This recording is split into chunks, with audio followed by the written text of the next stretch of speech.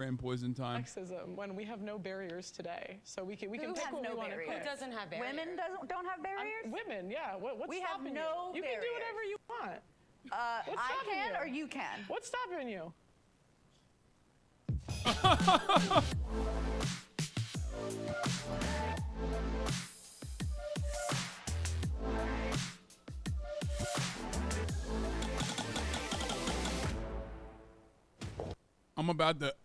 We're about to talk about women's rights, and we're about to talk about women's wrongs, baby. Last time I watched like a Jubilee style video where feminists were debating each other. Feminists were debating rad femmes, and then they were debating intersectional feminists versus debating conservatives who claim to be feminists.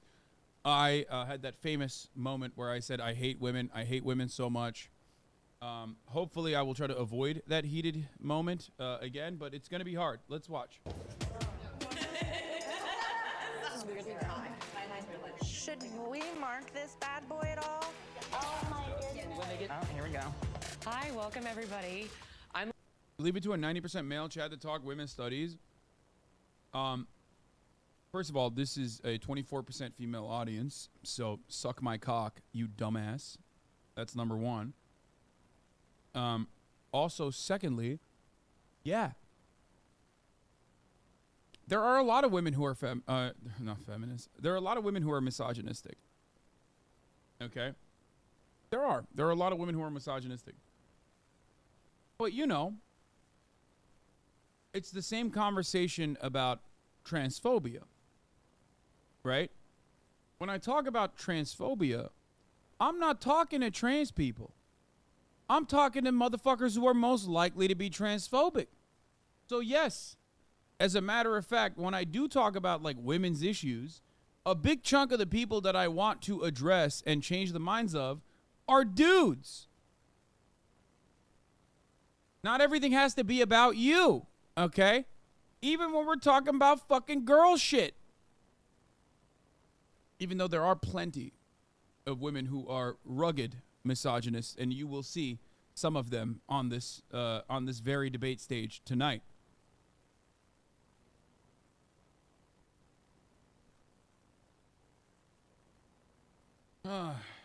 Wait, just 24%? It's pretty funny that you think 24% is actually low, because it's like, I think, almost triple the number of like the average Twitch stream. Yeah, I know. Like 24% on Twitch is insanely high. I'm Liz Landers. I'm Vice News' chief political correspondent, and we are here today to talk about some of the biggest issues dividing women across the country. In other words, we're here to talk about feminism. First, I just want to say we know we can't represent everybody's views, but we did try our best to bring together a diverse group of women today. In today's polarized world, is feminism dead? I saw your hand. I think that depends on the definition of feminism. I strongly think that feminism is more of an action than an identity. I would say it's uplifting all women, in which case. This haircut in England would automatically cause me to assume that this is a TERF. In America, automatically intersectional feminist. Okay? Straight up. It's very alive. At the same time, if we do follow that definition, feminism has splintered off into so many different areas that you can look at people like Sheryl Sandberg, who say you should just get another nanny if you feel oppressed. And if we're talking about that kind of feminism, yeah, it's pretty dead. Yeah, I mean, as long as the human race exists, feminism will never be dead. There's something that we're always going to have to strive and work towards to make sure that there's equality. So feminism is not dead. I don't know that it can die. As long as there's power and oppression, there will be people fighting for equity. And until that somehow goes away, feminism is alive and well. I think feminism isn't actually about equality. It's about equality when it benefits us. I think feminism is really about women wanting special privileges and treatment at the expense of men often. And I think it's alive and well, sadly. I think feminism is also alive and well. There are different kinds of feminism, right? Like, that is obvious. And I for me as a womanist, as a black feminist, right, as someone who's really thinking about human rights, dignity, right, equity, right, as long as that need isn't met, we're still gonna keep fighting. I'd say it's alive and well. I'd say that it's also very nuanced, and I think what it looks like is going to differ depending on where you are in the world. For me, I just see it as a lens, which isn't necessarily antagonistic or protagonistic. It's just a useful tool. Similar to what Pearl just said, I find that a lot of feminist ideology and thought today feels more of like a supremacist movement rather than some.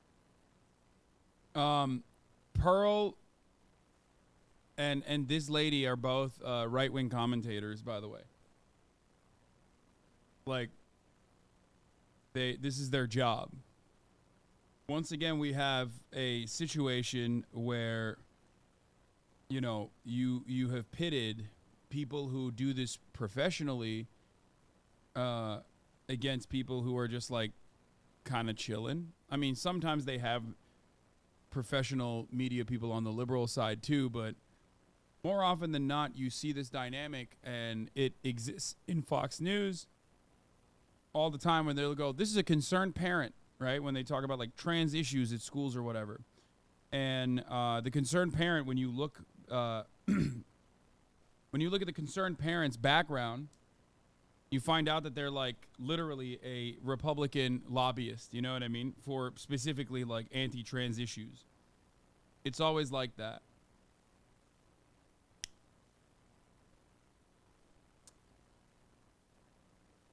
Something that is supposed to be advancing the goals of equality. I don't think that we can really term what's going on as feminism because it looks so different to, I think, the earlier feminist movement. So in that way, I would say it's taken its last breaths of life. It's dying. Yeah, I definitely think it's getting more and more radicalized, for sure. So it's definitely still alive. I think I'll preface and say that I don't know so much about modern Western feminism, and there might be a lot of terms that I don't know, like political jargon and stuff.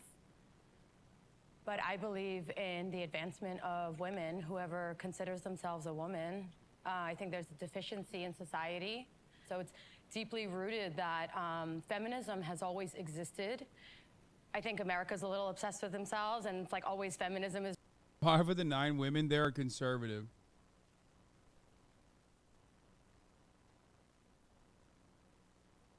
That is the least surprising thing. There's 2 reasons for this. One, because conservatives are better content. Let's be fucking real for a moment, okay? Take a deep breath and admit certain things. Conservatives are fucking content. Okay? It's just the truth. So all these like demon producers often recognize that reality and move accordingly. The other reason where you often have, you know, the majority be conservative, and not just conservative, but also like professional media conservatives, is because that's just how the media is. They have to create a false sense of conservative attitude and greatly overstate or greatly exaggerate how conservative America is. When, as a friend of the show, Central Committee, Michael from Pennsylvania also correctly pointed in the chat, 65% of women are pro-choice. Conservative women are pro-choice. I wonder, when the abortion conversation comes into play, what percentage of these carefully crafted panelists are actually going to be pro-choice? Will they adequately represent the American population? Of course not. Or will they, as a matter of fact, dominate the conversation and make it seem to the audience as though there are more conservative opinions out there than you would suspect? Is rooted in America and like, oh, white women started it, and it's kind of offensive because for thousands of years women have been dying for their rights. I think as a black woman specifically, when you talk about feminism. Has a misogynistic woman ever been on the left? Yes, of course. Dude, these concepts transcend like left and right boundaries. Of course, dude. What are you talking about? There are misogynistic men on the left. There are misogynistic women on the left. Of course. Misogyny is a societal construct. Okay? Racism and white supremacy is a societal construct. These are impossible things to just like magically avoid, or these are impossible things to just like immediately have the correct position on. Okay? So yes, there are plenty of people who are misogynistic. Everyone has a little bit of it, you know what I mean? Same with racism. So what you have to do is temper that. What you have to do is constantly engage in self-crit, constantly engage in examining yourself, and trying to develop a better understanding of how the world works and why that system is the way it is, and you know, monitor your own individual output. That's the best thing you can do. That's why I get frustrated with people that are so ready to, you know, destroy others for having, you know, for engaging in microaggressions and stuff like that. Because, like, that's not how normal human beings are. A lot of human beings are not as well read as you are, and they are susceptible to misinformation. They are at the whims of societal constructs that are reinforced through every facet of society, every facet of our existence. Yeah, the mainstream first thing you think about is a certain type of feminism that tends to exclude still, even today, even with intersectional feminism, exclude African American women, and it's always kind of done that. And also, like, upper middle class white women has predominantly been the face of what we quote unquote consider feminism. I think feminism is attempting to say, okay, the first thing we agree on is that there are barriers and friction to what I need and what I want based on the fact that I'm a woman. What it ignores is that, and what privilege is that you may not have to think that being a woman and being a black woman and being a black woman who has a disability, for example, impacts you further. You have more barriers, you have more friction, you are less able to get what you want. You're undervalued in a way that's like, okay, well, you know, that's life. That's what I mean by equity, and that we're able to, without friction, all get the same needs met. Yeah. Yep. Yeah, see, I disagree with that. I think life is easier if you're a girl, actually. Yeah, I think there's a lot of benefits that men don't have. I'm not going to speak anything to race. I'm just talking about gender specifically. It's usually like an excuse. Like, honestly, I think as a girl you have equal opportunity in the world. I think there's benefits, like, for example, we have quotas for women in specific jobs that are given to us that aren't given to men. So yeah, I would say it's easier being a girl. Just from a viewpoint over here that I mean, you could say that about race as well. It's usually to correct a historic wrong, you know? However, it's silly to look at that and go, and that's precisely why it's easier. I think the reason why she avoided talking about that from the perspective of race is because she understands, as a media personality, how fucking dumb and racist she would look.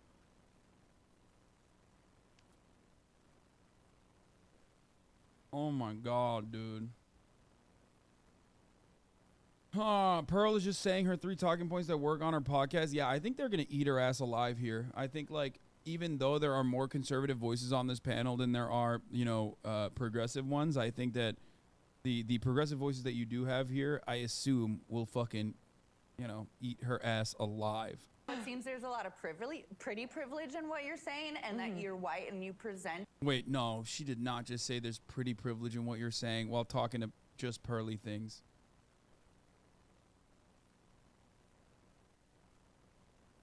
Listen, if there's one person who doesn't have pretty privilege, come on. Come on now. Come on now. Do you think I'm pretty? Thank you. I think that you Yeah, even Pearly was like, that's crazy. I didn't say it. She did. I should have just kept it rolling. present in a way that beauty standards have accepted. And think? so They call me ugly on the internet all the time. They be roasting me daily, I swear to God. I don't mean to say I think you're gorge. I just mean Ooh. that there are a certain value that we Ooh. give to certain bodies. She still flipped it and cooked her. Oh. I mean, let's also dig into why these quotas exist and why these, what you're calling Because we privileges want special exist. treatment.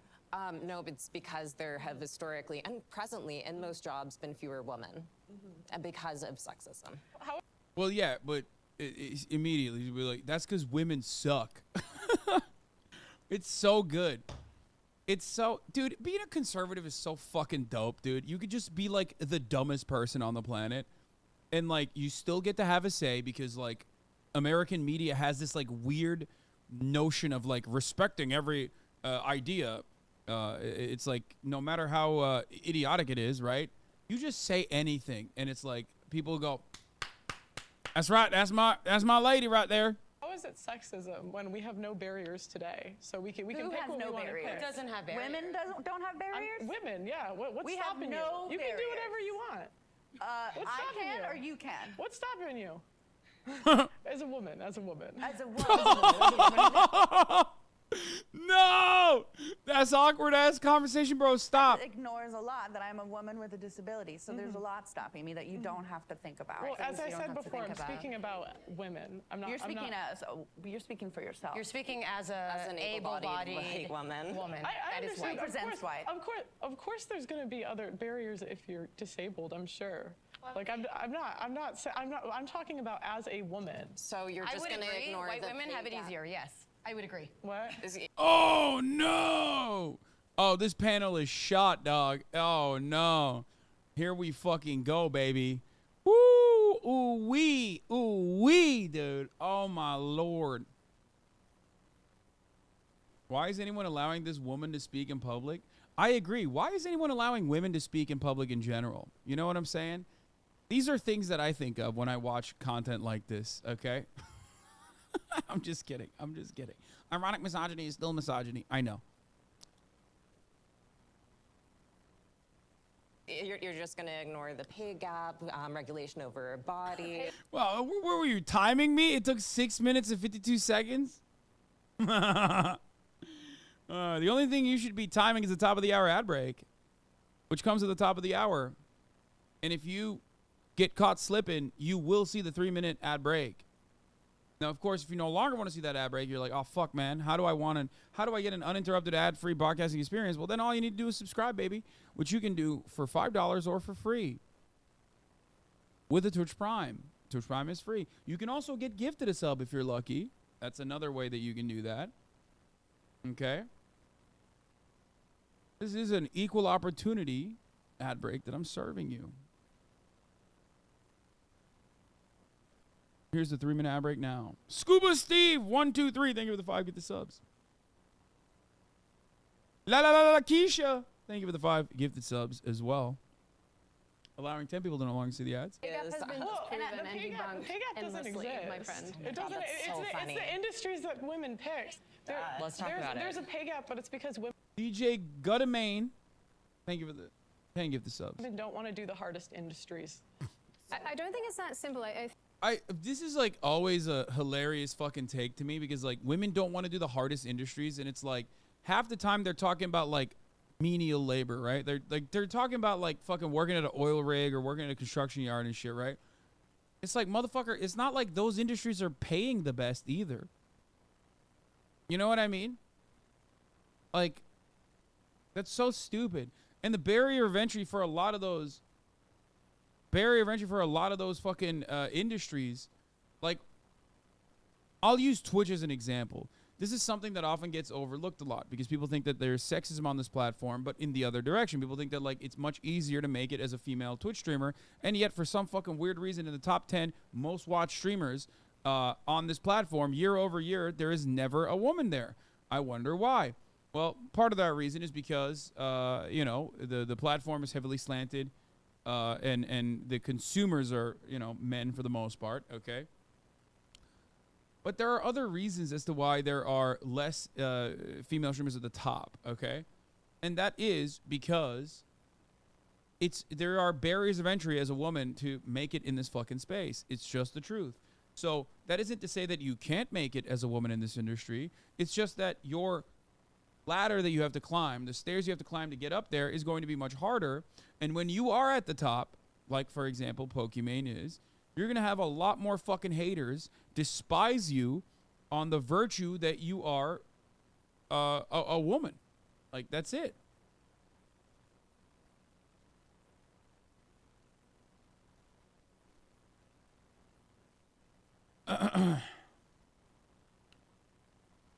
The only way for a man to get roasted and toasted, to get shit on, and even then not in a similar vein to like Pokimane, is if they're literally a out and about socialist, okay?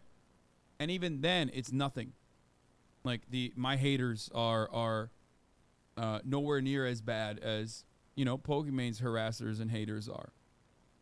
Okay? That's a barrier. That's a gigantic fucking barrier for people. It's one that makes it super hard to overcome.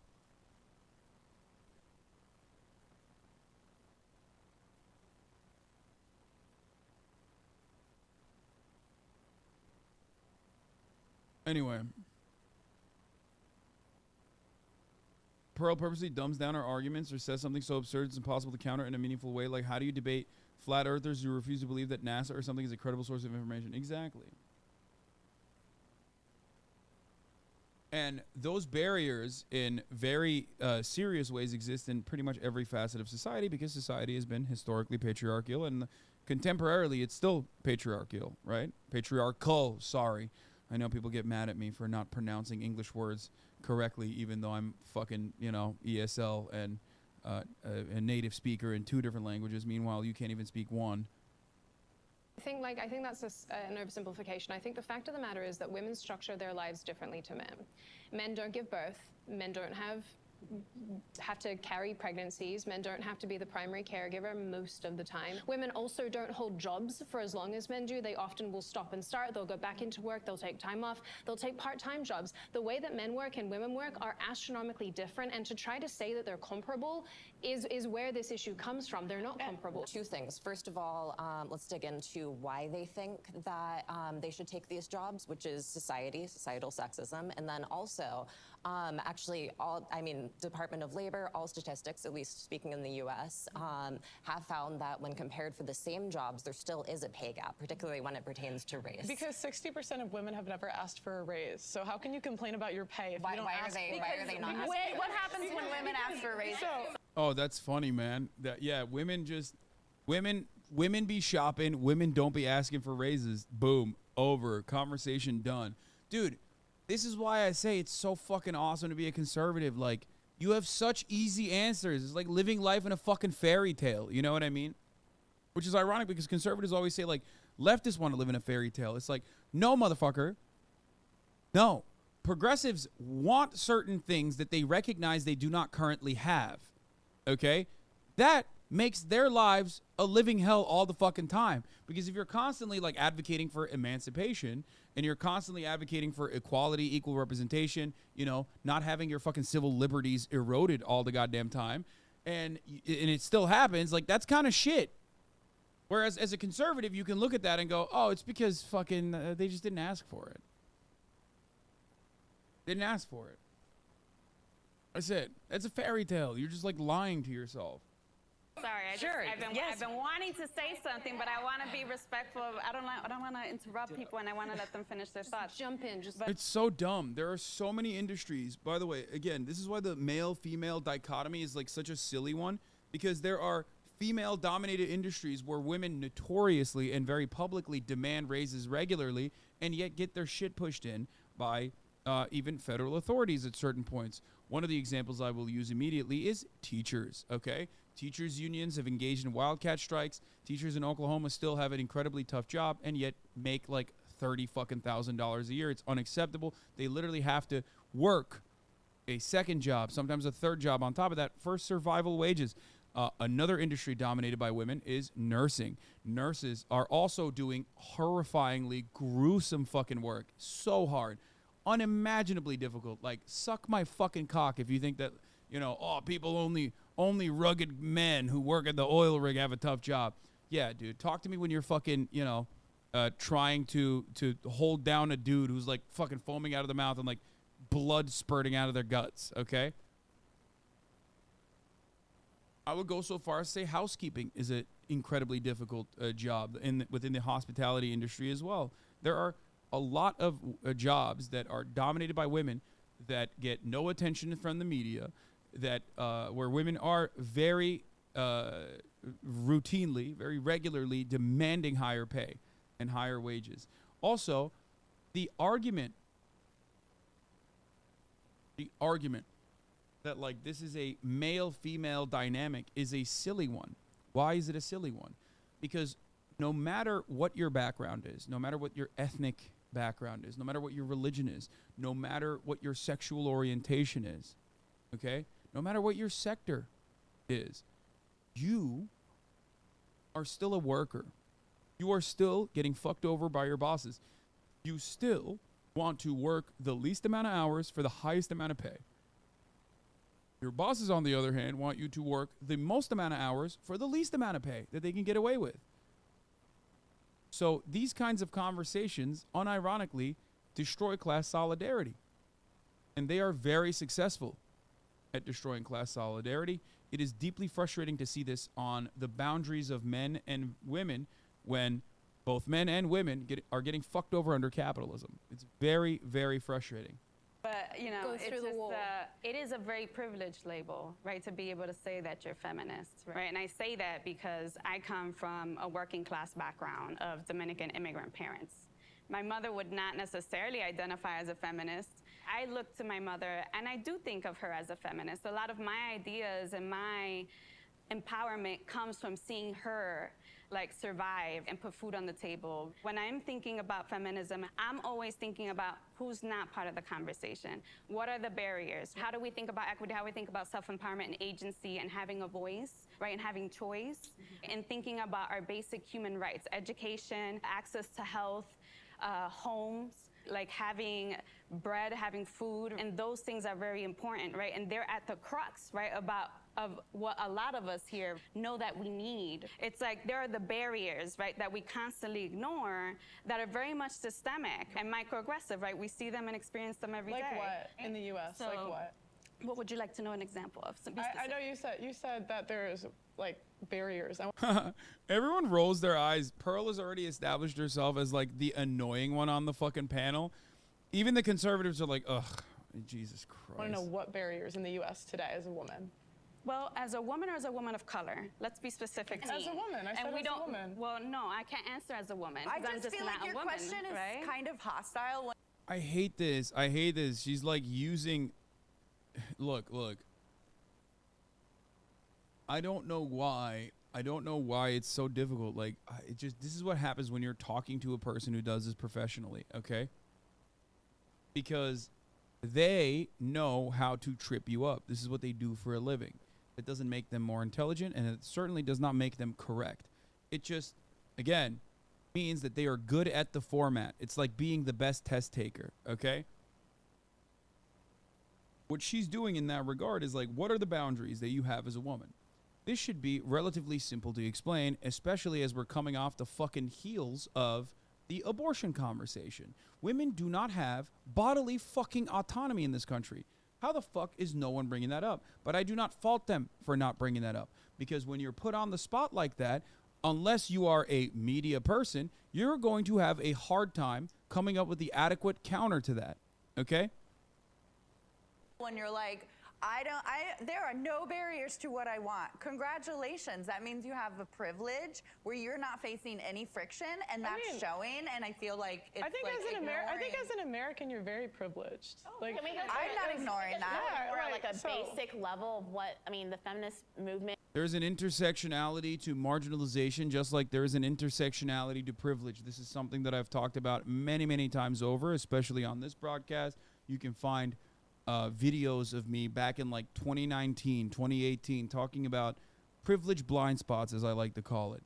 The intersectionality of privilege does not mean that marginalization still cannot exist. Okay, this is not the oppression Olympics in the way that Republicans like to claim it is. Okay, that's not how this works. Yes, as an American living in the imperial core, you are profoundly fortunate. You are much better off than, let's say, a woman living in Afghanistan, okay, Taliban-occupied Afghanistan. That doesn't change the reality that you as a woman within your own realm should get fucked over worse than the men, okay? I already ran the top of the hour ad break, by the way.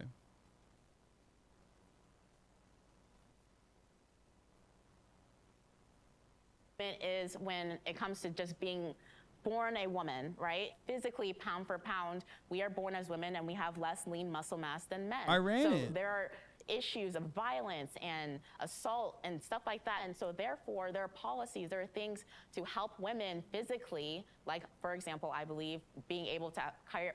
How the fuck do women not have bodily autonomy when my baby mama aborted 3 of my kids before she decided she was strong enough to keep one finally? Now she's engaging parental alienation and gatekeeping my son. Bro, that sounds like a personal you problem, for the record, okay? That is insane, though. Like, your baby mama aborted 3 of your kids? What a fucking insane take. Like, you're mad that she has autonomy. You understand that? Holy fuck. Nah, dude, that's how that works. If you come inside of your baby mama, she has to carry that pregnancy to term. Like, what kind of fucking issue is this? You literally said until she was strong enough to keep one finally.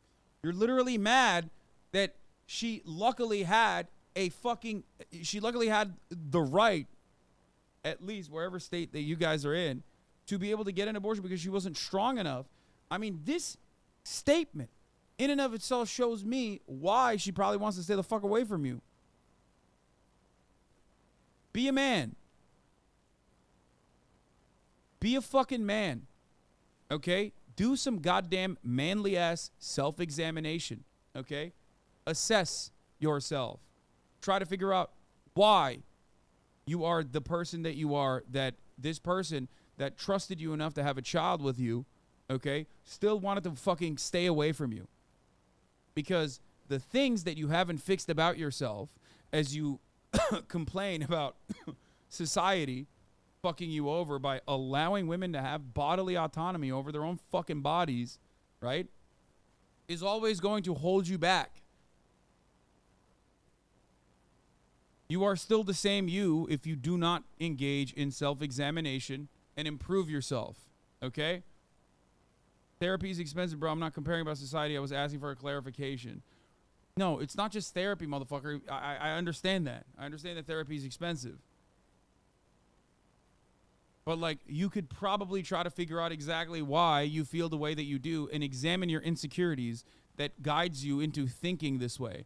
These are the same insecurities that are the reason why she probably left you. I mean, this is just one statement that you dropped in the chat, and that in and of itself showed me so much about how you view the fucking world that you don't want to think about, like, what kind of actions you took that maybe led her to leave and literally take a fucking L financially. It's very difficult to raise a child on your own, especially as a woman.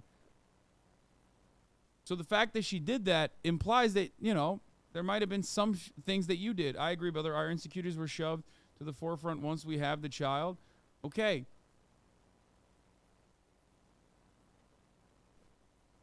But this, which is a relatively more adult take,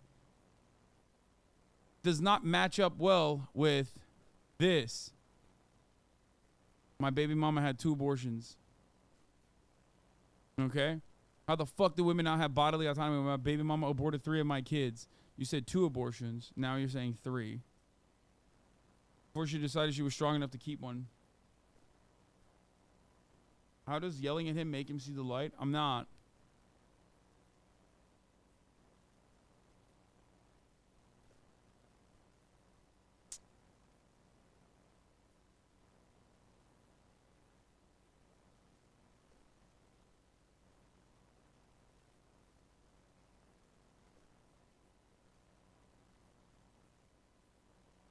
Anyway. I'm not taking it as yelling, it's constructive. Good. There are always areas of improvement. It's important. It's important to assess yourself and recognize the mistakes that you've made in your relationships. Okay? If you don't want to repeat them in other relationships in the future. Okay?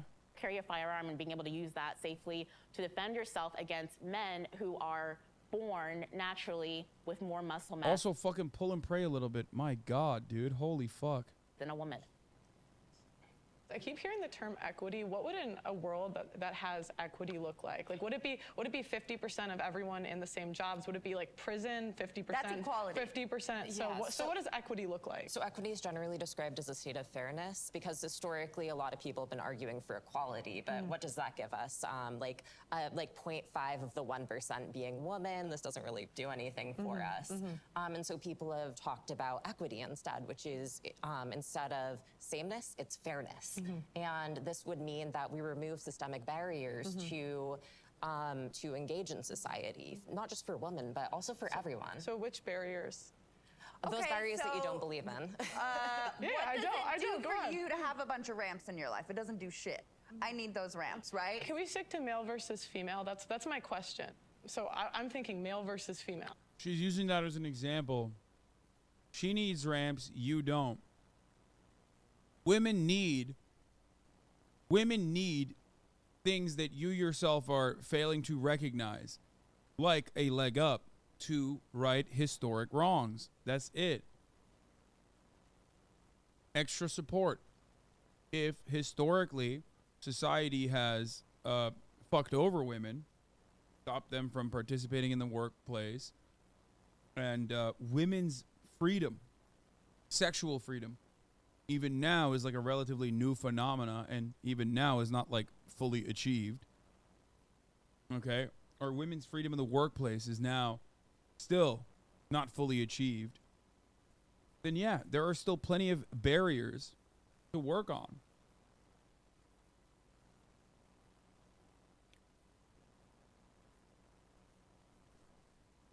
Women have only been allowed to work in a lot of industries for like, what, 60 years? It doesn't surprise me we don't see more mixed workplaces. I mean, bro, even something as simple as like periods, dude. Like, just society is not designed in a way where women were thought about, you know? It's just an afterthought for the most part. You just kind of have to deal with it on your own, no matter what happens. And we take a lot of shit for granted as men because men are the default, right? So we just assume that, like, that is the normal situation, and that, like, women being in the workplace is actually an abomination. It's like, it's not normal. And we're just, like, kind of allowing them to do playtime in the workforce. Like, that's crazy. You can only think that way if you already agree with patriarchal constructs that you would otherwise, you know, promote as traditional constructs. The entire purpose of progressive intersectional feminism is about allowing people to have that choice, allowing women to have that choice. But feminism includes ability, it includes but my race. question is, You for guys women, can talk. women versus men. Like, what barriers do we need removed?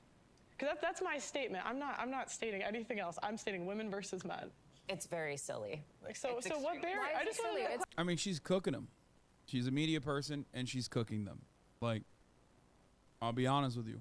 Like, the average Norman who's already inclined to agree with what she's saying, both men and women, by the way, because, like, we always forget women's role in upholding misogyny, or women's role in also, you know, believing in misogynistic constructs as a consequence of this being, like, a very powerful method of social conditioning under patriarchy. People are going to look at this and go, she's cooking them. You disagree because you don't agree with her. If you're in this fucking chat, of course you're going to disagree with her, man. What the fuck? Obviously.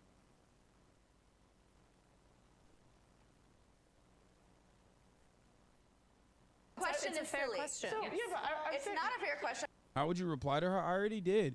The entire capitalist mode of production has historically been designed around men, male qualities, and men working in the workplace. The lack of adequate compensation for maternal leave, okay? The fact that there's only maternal leave and not even paternal leave, like, that's fucking crazy, okay? The idea that, like, the cycle, like period cycles, are just like an afterthought. Okay, things that, like, women have to take care of that are that are never really addressed or never really thought about. The amount of prejudice that people in positions of power still have towards women not being able to adequately do the same fucking job or play the same roles that men play. And this is the exact same as black people not being hired in positions of power as well. NFL black coaches is a great example of this. If you have white team owners and if you have mostly white coaches, they're going to have mostly white assistant coaches. That's it. And then you're not elevating black people into those same positions of power. It's the same with women. You're not elevating women into positions of power because most of the people in positions of power so far have been men.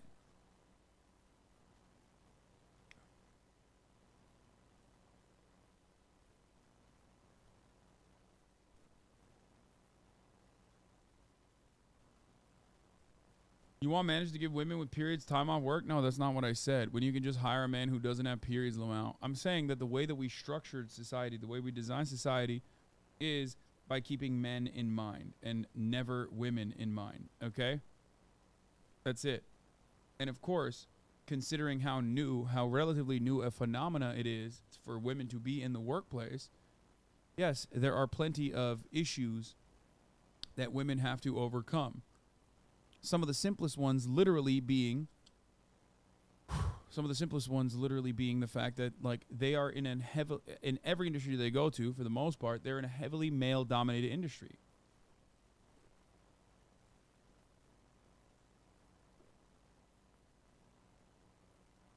How is it not a fair question? Kind of proving the point of what people, especially black women, other people who are anybody who's not white, why we hear feminism and we don't want that label because it means, I'm just going to say, it means that. Like, it means that you've already gone to a pinnacle of whatever you think your happiness needs or whatever your survivalist needs are, when there are people on lower end who are trying to survive, who are trying to get to a point of what should be normal. Based on what other people have. It sort of sounds like you're saying feminism is not always inclusive then. Right. It's most of the time it's not inclusive. It's more times than not, it's not. So, and within the just feminism space, again, there obviously the very basic is male versus female versus, but unfortunately, we've only had one subset of women be the face and voice and the academics and research and everything to be able to say, well, that's the standard we need to be in, when there are other people who are still trying to get to some type of normalcy and just living. What is the biggest issue then that feminism faces? I think it's the mindset. Women taking like the agency, women taking initiative. I think it's mindset holding them back a lot, because if you want to be in a competitive world and compete, you have to have the right mindset. And I think a lot of people blame their lack of confidence or what society tells them for the reason they're not achieving what they need to achieve, when that's not the case. You have to have the mindset of achieving, because the men who built the world had the mindset of building it. So the women who want to engage and build that further, they need to have that same mindset. I don't think we do. I think that's like assuming that we all want to be capitalist babies. Right. I think that men are not well adjusted in the society and women are not trying to re-embody what they have built for us. I think that like what we're forgetting is a very important detail, which is just like human respect and dignity. Yeah, and not asking people to prove what their experience is and to prove to you. Like, it is like such conservative thinking to say like, I don't understand, explain it to me, versus just saying, I don't understand and let me respect what you are saying. I'm respecting right? wherever your starting point. I'm respecting that. I'm really respecting that. I'm saying that if you don't have the mindset you can even achieve it, you're never going to even try. So it's But never achieve what? Like, what are we talking about? Achieve Because I feel like you've a fair projected this world. like No, capitalist ideology on every woman. achieve whatever it is you're looking for, equality, equity. But what I'm saying is women in the feminist space and a lot of these other spaces, we don't acknowledge that we have to take the initiative. we have to take the action. We have to have the mindset. We have to demand those things. I don't understand how we're getting so off topic. This is about feminism today, whereas everybody wants to make this about their individual, here are all the multitude of other things that factor into my person. Great, this is about feminism, it's about womanhood. I understand that all of you have your own individual experiences and the other things that feed into you as a person. That's perfectly fine, but this is where intersectionality falls off the planet and loses, I would argue, probably the vast majority of people, including me. I'm not even a feminist. I don't give a crap about feminists arguing amongst themselves about who's the most victimized, but this is... She's not necessarily wrong in the sense that, like, a lot of these people still have an incredibly atomized, incredibly individualized approach to any kind of structural critique. Okay? That is true. That is what's happening currently. The unfortunate reality is that it's coming from a conservative propagandist who, of course, as we all know, famously love using hyper-individual, hyper-specific examples when you try to talk about any sort of systemic issues. They'll be like, oh, there's no systemic racism, actually. It's all individuals. Oh, there's no systemic misogyny. It's just individuals being sexist.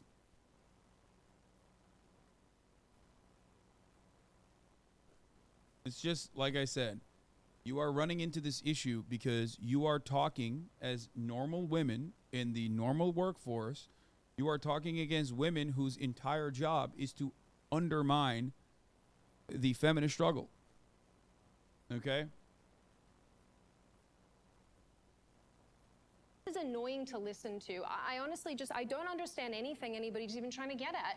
Look, I just want to say that I don't think equity and this concept of competition can't coexist with each other. Equity is building more facilities for people who need them. It is recognizing that there are holes in the market and there's opportunities for women and feminine expansive people and meeting those opportunities. I think equity can buoy the pre-existing system that we... A lot of people immediately write you off when you talk about equity, which is why I don't even talk about equity in the way that, like, I just don't think people understand what the fuck they're talking about when they say equity, okay?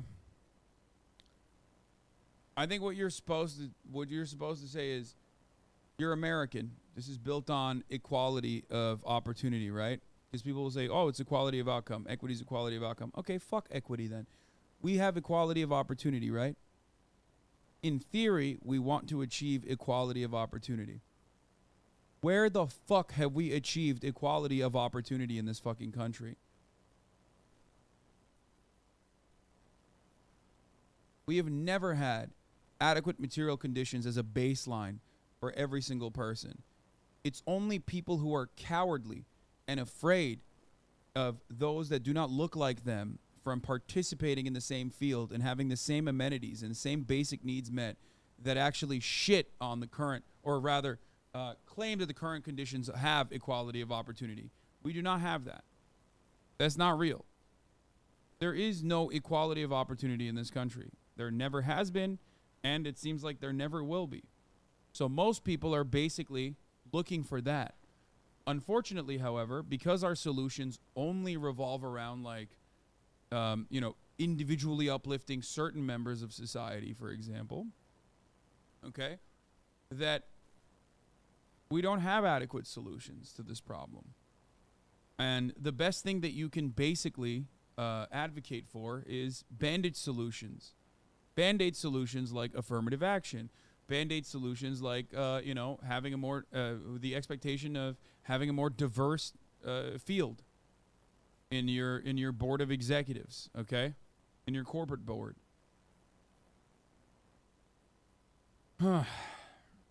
Anyway. That's an issue. We live in a good way. And this is where we're going to get to what I think the real feminist arguments are based off of policy. And abortion is the biggest one. How many of you would identify as pro-choice? Let's do a show of hands for pro-choice. I feel like pro-choice is pro. 1, 2, 3, 4. 4 women. Wait, what? 1, 2, 3, 4, 5. 5 women out of the... What? The majority are anti-choice? The majority are anti-choice. Pro-life, though. But Yeah. Okay, and folks who identify as pro-life? Bro, this is not statistically representative of the country, okay? This is insane. Throw this entire thing out.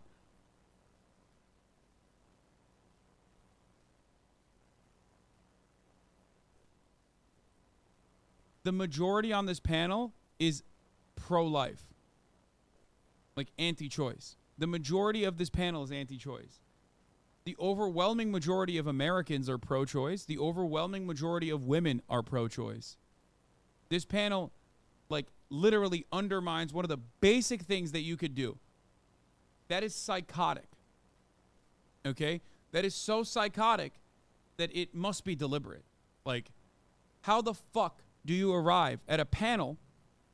How the fuck do you arrive at a panel where the statistics are slanted in the exact opposite way of reality?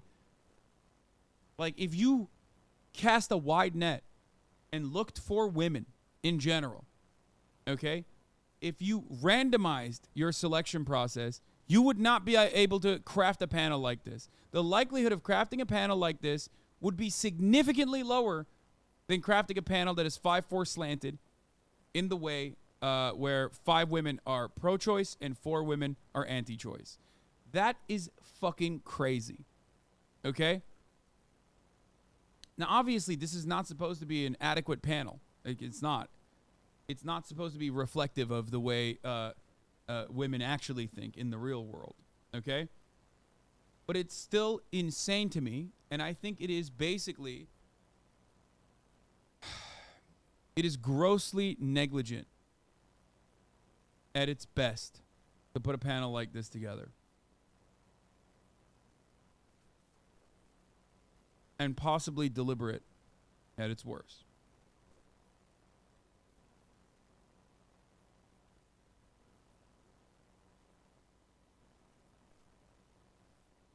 This is a sham of a panel, a sham of a debate, where you have conservative media personalities debating random women, okay, where the majority of the panelists are fucking anti-choice. That's crazy. Unless you are trying to soft serve this bullshit, belittle the progressive positions, and you know, serve a predominantly male audience, there is no other purpose here. Why do you identify as each? You've gone from legal, safe, rare to, yeah, I'm so proud, let me beatbox in front of the Planned Parenthood, yeah, I got murder on my mind. The fact that it's celebrated that murdering... Boom, immediately, just like an insane fucking depiction, the underlying premise that like abortion is murder is literally just established as a truth now, as a fundamental truth. Bullshit. Okay? She, 1, established abortion being murder as a fundamental truth, and then 2, looked at like a complete straw man, claiming that liberals are celebrating murder by beatboxing outside of Planned Parenthoods. A completely made up, nonsensical position. Okay? If anything, as we have seen, the real fucking weirdos are the psychopaths that stand outside of Planned Parenthoods to fucking bully 14-year-old rape victims. Okay? That is the real world, not the way that she is presenting it. Children, especially in late-term pregnancies, is celebrated that people are... Why do you get a voice as a man? Because this is a patriarchal society and my voice matters more. Is that a good way to... Is that an adequate way to fucking give you exactly the clippable moment that you're looking for? Is that what you wanted? Because sometimes broads are fucking stupid, okay? It's the classic position of, you know, I don't support all you bitches. Some of you are dumb as hell. She is dumb as hell. Okay? I love when dickheads come into this fucking chat to literally just like make this snide remark thinking that it's an adequate gotcha. I'm a man. I'm talking to mostly men and trying to teach them to be more tolerant and understanding of feminism. If you are a woman who is already a feminist, This conversation does not have to be about you. Plenty of women who are feminists are in here right now enjoying me shitting on these dumb morons, okay? But like, you know, there is no world in which like my goal is to, I guess, educate you if you are truly as you present yourself with this line of questioning.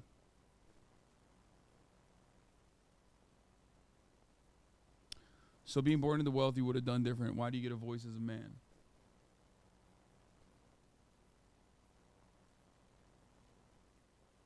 Yeah, just curious, Andy. Fucking debate pervert. But of course, it's a wonderful conversation because no matter what you do, no matter how fucking clearly cynical and bullshit the question is, there is always going to be a liberal sucker in here, okay? And you can fucking pick them, dude. There's always going to be a liberal sucker. This is why conservative rhetoric is so successful, regardless of how fucking stupid it is. Because libtards are fucking idiotic baboons who will literally take every fucking conservative take seriously, okay? They will go, hold up, he's actually right. Hold on a minute, he's actually right. Always, no matter how fucking stupid or cynical or condescending a person's position is, you will always find a liberal that goes, wait a minute, actually, he is right. Why are you as a man talking about women's issues? I already described it.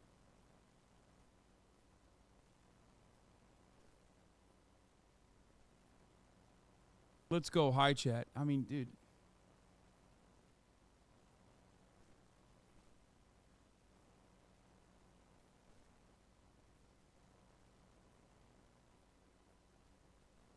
Let me tell you something, and I will repeat this perhaps, hopefully, for the last time today. When I, as a man, talk about feminism and women's rights, okay, I'm not talking to feminists, women who are already feminists, who are deep in the fucking gender crit cut, okay? I'm not talking to like, you know, people who learned everything they wanted to from Tumblr. I'm talking to dudes who are misogynistic. I myself have remnants of misogyny, okay? I'm not serving you, motherfucker. You already made up your mind. That's great. Okay, good. Congratulations. You arrived at the correct position. You're not my target. Shut the fuck up and either buckle in and enjoy the show as I rip a lot of these women into shreds, okay, for having some of the most idiotic and, you know, and some of the most conservative talking points that they're disseminating here. Or just leave, honestly.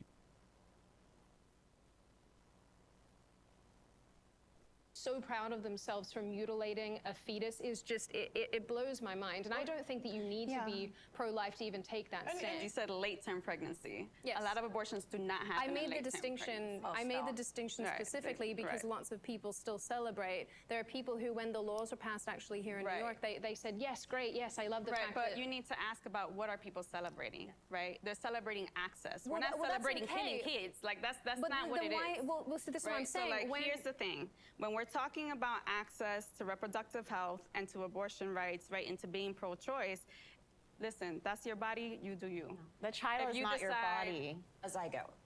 A baby. It's so scary for me to hear people calling like guns the biggest equalizer for women, but taking their choices away from them at a policy level. Why is that?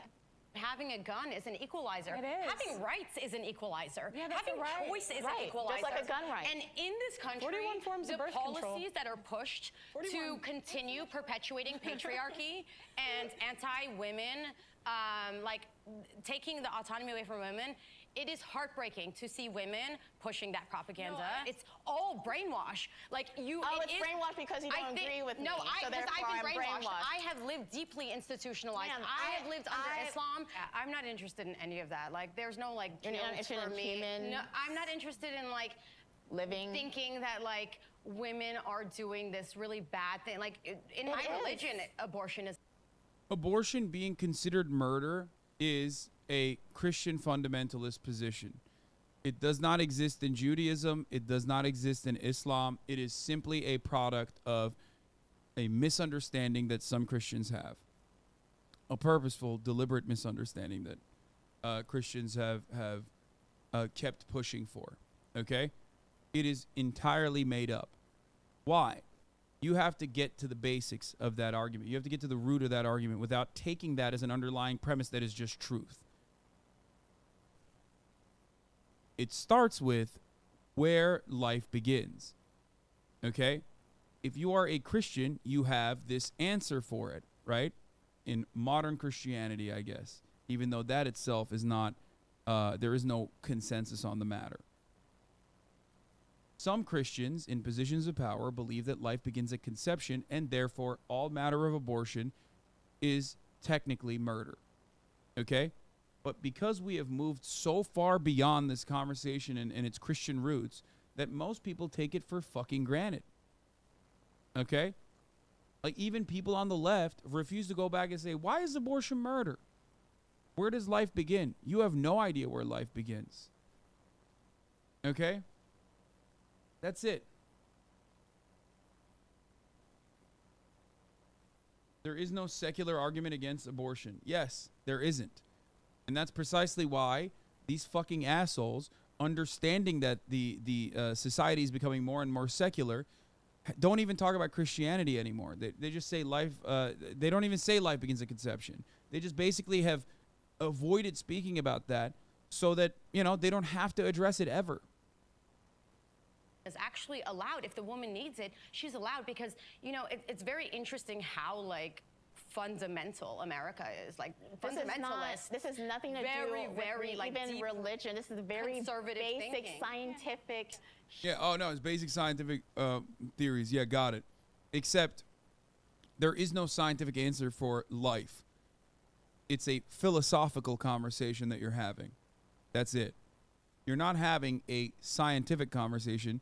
You're having a conversation that is philosophic. Okay? That's it. And there is no consensus on what life actually is. What is life? What is a soul? Like, these are questions that we have no answers for. Just because you think you have an answer because you're conditioned into believing the answer from the dogmas that you were taught in Christianity does not mean that there is an actual answer for it. And ultimately, your own personal perspective on the matter is completely irrelevant in this conversation.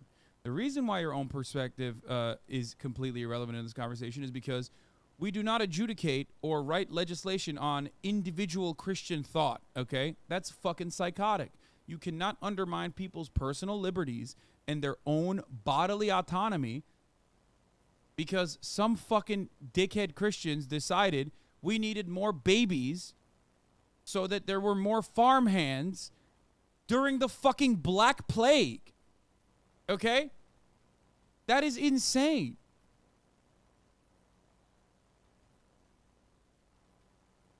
That's insane.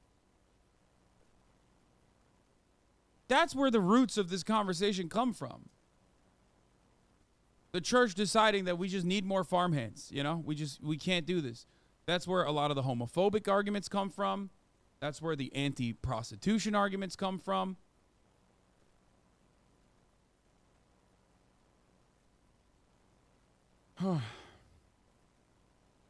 This is a great question. Did they even have abortions all the way back then? Of course they did. Because abortions ultimately are up to the individual who is carrying the fucking pregnancy to term. That's precisely why legislating abortions do not actually stop abortions from happening. When you legislate abortions, according to the Guttmacher Institute and many other fucking studies that have been conducted on this, universally do not prevent abortions from happening. It just makes it just turns abortions into back alley abortions where people take matters in their own fucking hands. And then there are additional complications that come with that. Infertility. Abortion has been around for as long as fucking, you know, women have been giving birth to children.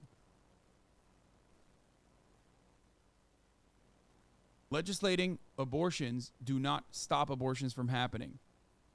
Okay? It just makes abortions unsafe. That's it. That's why Benny Franks himself wrote specific teas that women could fucking drink to conduct homemade abortions, to have to make their own concoctions so they could have fucking homemade abortions. This notion that abortion was not a point of conversation, or that something that people actually thought about or discussed during the time that our founders were alive is a silly one.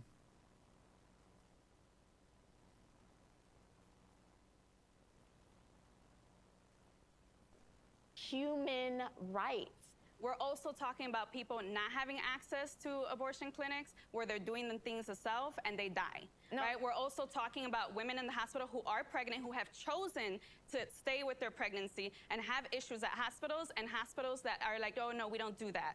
Listen, for whatever reason, you don't need to explain it to anybody, but a lot of times when we're talking about access to reproductive health, for me, I'm thinking about Black, Indigenous, people of color, particularly women and girls who are working class, who do not have even access to like proper sexual education.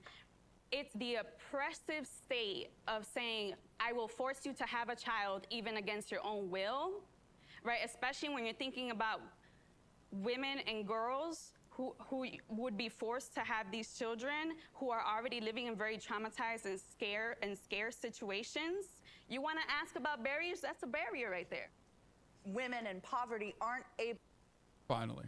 I mean, it's true. It's a major barrier. To access the way that rich women are, and no matter what happens, rich women are gonna keep getting abortions, and people in poverty are gonna not. And the choice, opening it up, the overruling, is marginally affecting people of color, people in poverty, way more than people who are going to get access to those abortions. Actually, anyway. incorrect. You're the misquote. There's actually more abortions for people in poverty. It's just at a lower rate. Why do you think that? Wait, they're just going to let that hang? Wait, what? Yes, people in poverty get more abortions because there are more fucking people in poverty. What kind of fucking take is that, dude?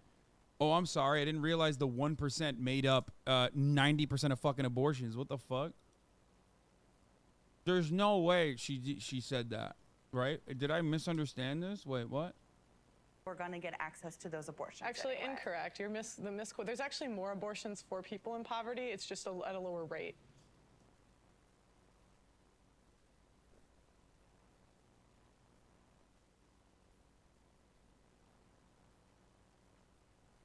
She said what? Poor people have abortions at a lower rate than rich people? Is that what she said? Is that what she's saying? I'm not even understanding what the point she tried to make.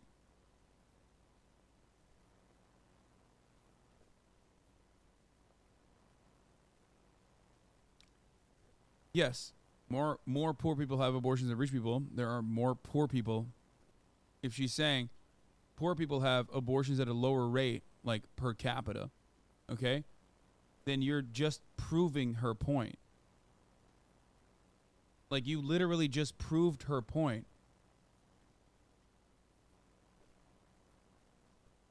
Yeah, rich people have historically and will always have access to abortions. So they will go out and be able to get abortions. It is completely irrelevant to the point being made unless you were just agreeing with her, which it seemed like the energy behind your sentiment was disagreement, but you agreed with her. What the fuck? Unless she's saying poverty is not a barrier. In which case, if poor people are having less abortions per capita than rich people, then you can't use that as an argument. Even if correlation is not causation, that is an argument that undermines the position that you're making. This is what I don't understand about these kinds of conversations. Conservatives are so fucking stupid that they literally make false arguments that unironically disprove their point. Even if it's like an anecdote, or even if it is actually a logical fallacy, it's not one that favors their point. It's one that fucking literally undermines their point. I'm supposed to be the one that says that, and you're supposed to go, well, actually, there are more poor people than there are rich people.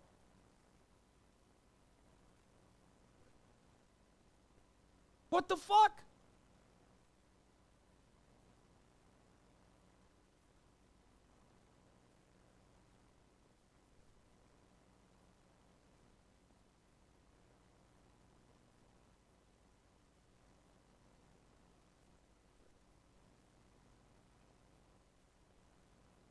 This is so confusing. This actually does unironically break my point. When I see like conservatives engage in logical fallacies that undermine their position, I truly am confused. Like, I'm at a loss for words, because it's like, you just made an argument. You said it in this like snarky way.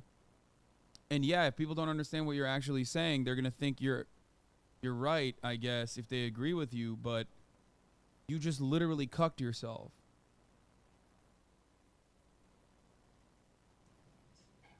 Why do you think that abortion has been so tied up in this feminism conversation? It's all just social structure set up around bodies. So if not all women are able to have babies, but it's about the barriers and value that we give to these specific bodies, right? And so if abortion happens in a woman's body, that's why this conversation is coming up. Can I ask you a question? Sure. You said that not all women are able to have babies or pregnancies. Are you saying, meaning like an infertility issue? A number of reasons. There's all kinds of reasons that not all women are having babies. Pearl, I saw your hand up. Yeah. I think women want to sleep around and not have any consequence for it. Dude, that's crazy. Like, she literally, like, again, this is another argument that fucking undermines your point. You are claiming that childbirth is a punishment. That argument makes it seem like carrying a pregnancy to term is a punishment. Just because you agree, if someone gets to have sex because no one's fucking you, okay, so you don't have to worry about this, that doesn't mean that they deserve to be punished with, like, carrying a child in their fucking body and then rearing that child and taking care of that child. It's, again, like, this is an argument that leftists are supposed to be making here, which is, just because someone has bodily autonomy and sexual liberation does not mean that they should be forcibly carrying pregnancies to term, is the argument that a leftist is supposed to be making on this fucking panel. But she's making it, and she's doing it in the most annoying way possible. And I don't understand it. Like, what the fuck? You can only agree with that perspective if you truly think that having a sexual act which leads to you being pregnant means it's something that you deserve the punishment for.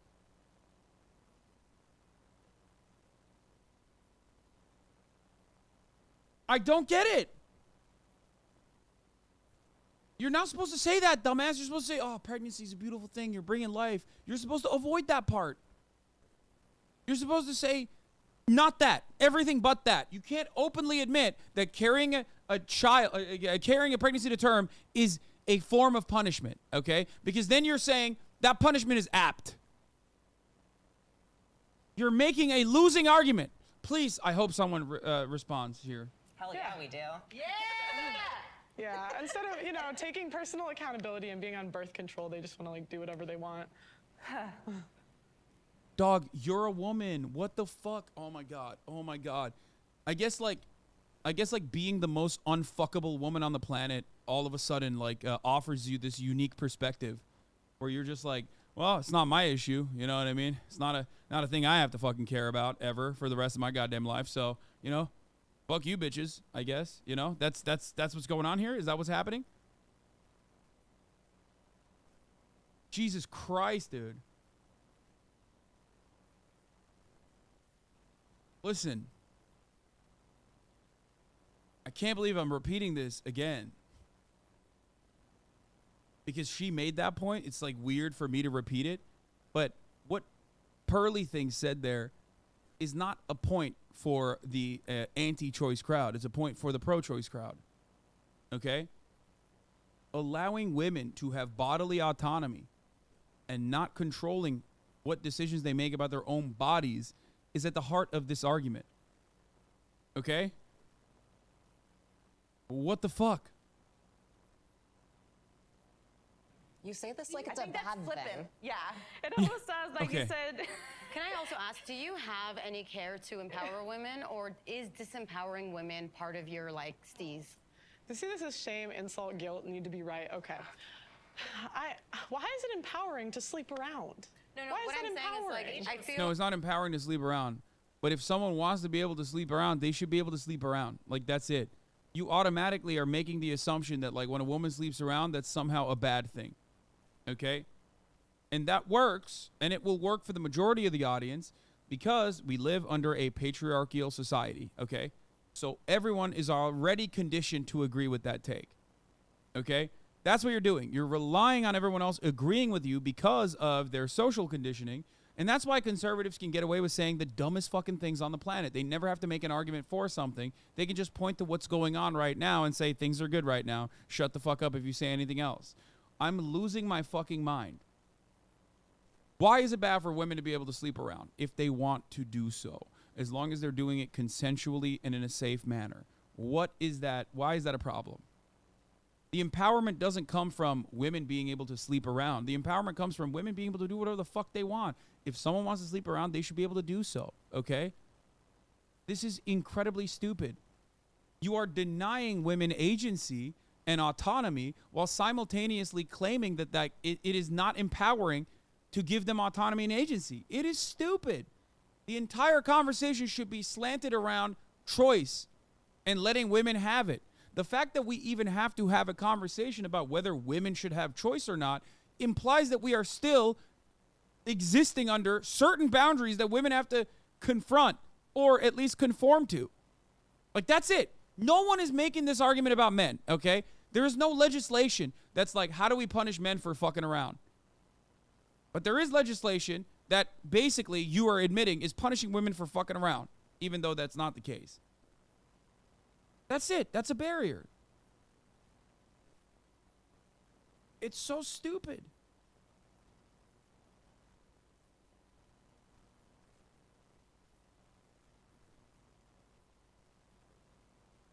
Don't use the point about her being unfuckable. Asexual people are intersectional and want bodily autonomy despite all the fact that we may not want sex.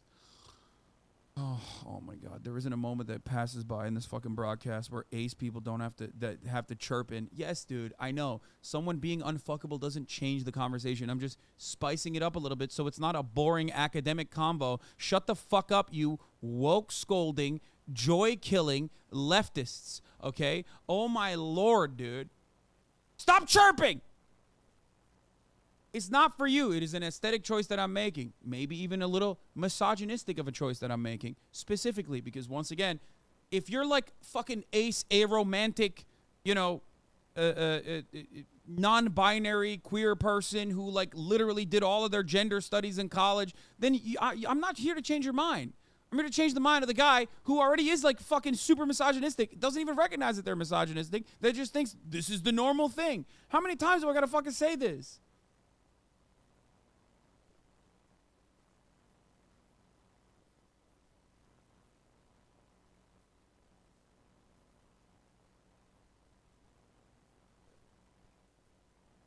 The only thing I repeat more is the top of the hour ad break, which comes at the top of every fucking hour. And if you no longer want to see those goddamn ads, all you need to do is subscribe, okay? For $5 or for free. That's the only other thing I repeat as much on this fucking broadcast. Holy shit. Are misogynistic code switching? No, I have also like underlying misogyny as well, okay? I do. Like, that's part of it. But that's also part of my broader appeal for normal people if we're going to make it like an actual adequate assessment.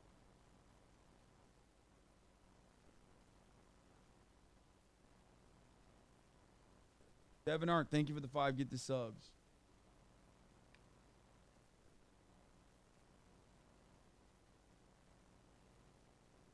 Allowing 5 people to no longer see the ads at the top of the hour. Miss Melzy, thank you for the 5 tier 1 gifted subs, allowing 5 people to no longer the ads at the top of the fucking hour. Okay?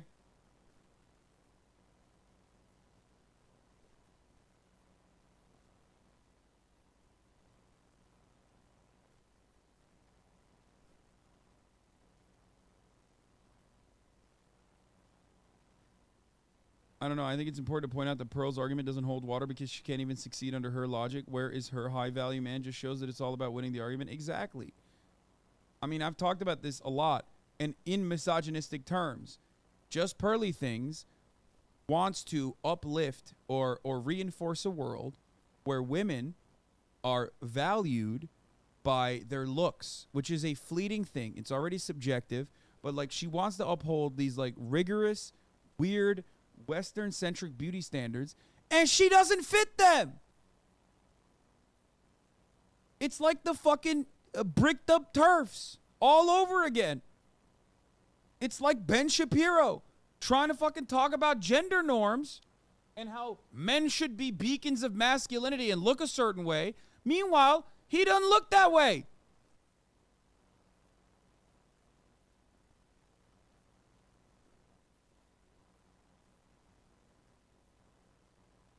It's the never-ending debate of like, if women should be seen and not heard and barefoot and pregnant in the kitchen, why the fuck am I listening to you? You know? Shut the fuck up. Go churn butter.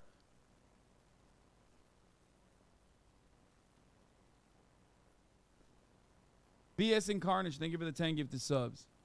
Like you do like take like the way you speak on women is very sort of like, women just don't want to do this.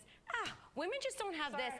Women just want to this. Maybe I should and I change my wonder term. why Maybe I you should have say- so much like hatred towards women. I don't hate Where women. does that root in? It I sounds don't hate like women. you do. I am a woman. No, she does hate women. She hates women because, like, again, women were very mean to her, I think, growing up. That's it. It's the same. She is, like, not different than Andrew Tate in that regard. Nah, she definitely hates women.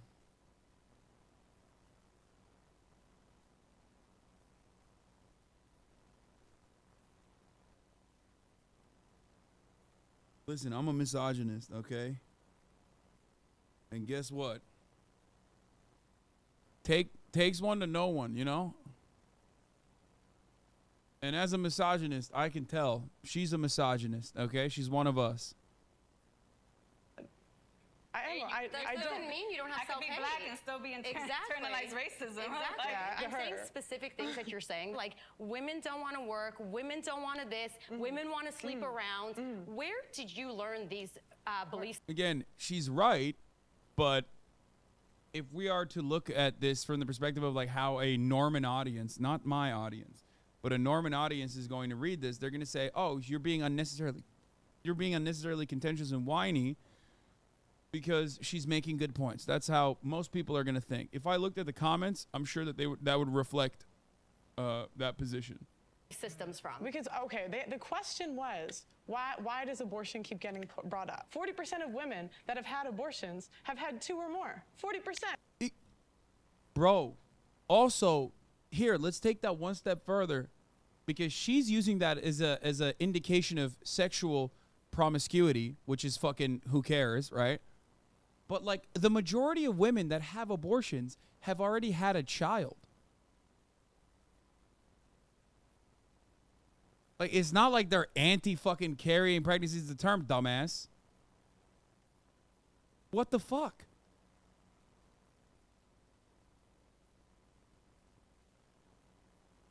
You're talking about women that have had children already. And there are so many reasons as to why someone chooses to terminate a pregnancy. The most common one being an unsafe pregnancy. Like, what the fuck? Why are you mad? You can't mention that. That goes against their argument. I wish, but like, see, these are the things that I've heard a million times over as a misogynist who wants more abortions to happen, because more abortions mean like less, you know, female children being birthed. That's my reason for it. I have debated people who are anti-choice over and over again, so I've heard these talking points over and over again, and I know how to counter them. But if you're not a fucking media person, you're going to look at that and go, that's a fucking insane statistic to bring up, and not necessarily be able to adequately fire back quickly, okay? Good for them. So what does that say to me? That means you're using it as a form of birth control, and they don't track the 60%. That's bullshit. That's bullshit. That's bullshit. That's bullshit. Also, you literally said you don't even want birth control. Oh my God. Oh my God, dude.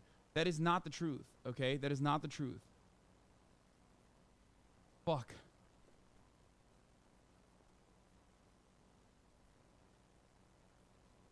The idea that like women are going out and getting abortions because it's like, oh, fuck. Hold on. Let me take a breath. if women are using abortion as a form of birth control, okay, that indicates societal failure, which there is a little bit of truth to that, okay? That means that there is no sexual education in schools. That means that access to contraceptives are unfortunately also safeguarded, okay? That means that, like, these are women who did not want to carry a pregnancy to term, and this is their last resort, okay? Ultimately, though, if women are using abortion as a form of birth control, so what? 80%, well, 90% of abortions happen in the first trimester, okay? At that point, it's this big. It's a parasite that's this big. That's not a human, okay? That's nothing. It's a parasite in your body. And taking care of that in that regard, okay? Taking care of the parasite in your body in that regard, no matter how it offends your sensibilities, your Christian sensibilities, is a relatively simple process. No, not with a heartbeat. Shut the fuck up. That's not true. It's like a cancer cell. Shut the fuck up. You're wrong.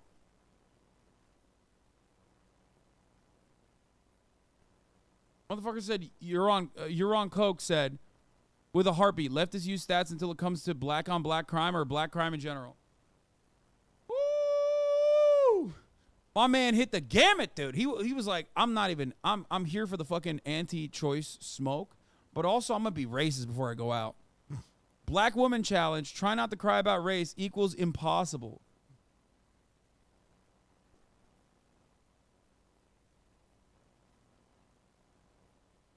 Black on black crime statistics are identical to white on white crime statistics, you fucking dingus. People do crime to the people in their immediate vicinities. That is just an indication of America's segregated existence more than anything else. Shut the fuck up.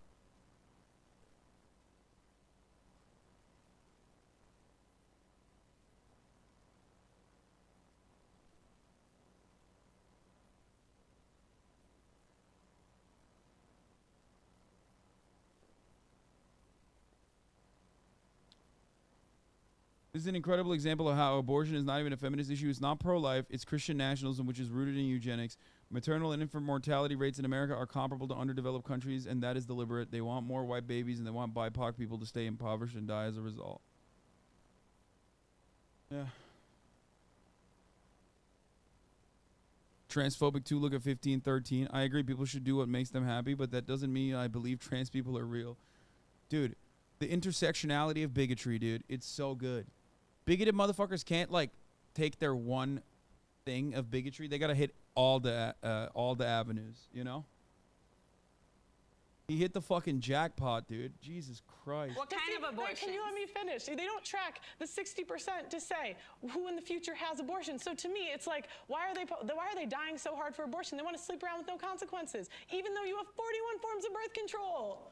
Who does that benefit? I don't think that benefits women. I think actually that benefits men because it means that men can have sex with you without consequence. It means that you can sleep. Bro, what?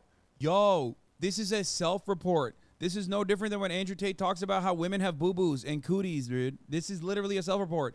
You are talking about childbirth in the most negative way you possibly can.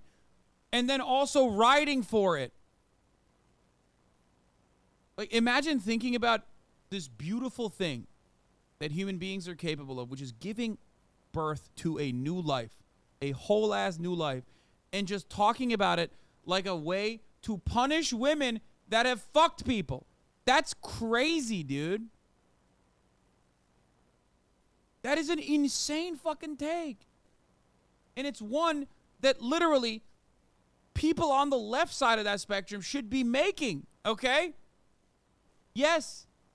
It's literally government mandated torture if you think because you fucked as a woman, you now have to carry a pregnancy to term. That's torture. It's government mandated torture.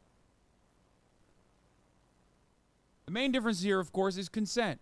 If you want to have a child, it's a beautiful thing. If you don't want to have a child and you are forced to carry a pregnancy to term, that's fucking torture.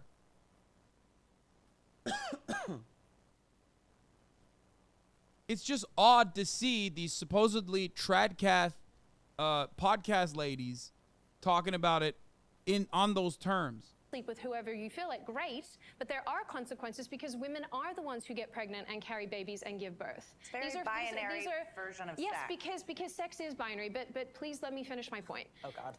It's tricking women into thinking that aborting a pregnancy, terminating a pregnancy is something to be celebrated, when in reality, for a lot of women, especially those who are doing it under duress, say that they've been raped, or that, you know, in the small circumstances where something really traumatic has happened to them, that's a medical decision. Or say that they're miscarrying and then they have to, you know, have an assisted termination. That's a medical procedure. It's not a celebration of, oh, look at the.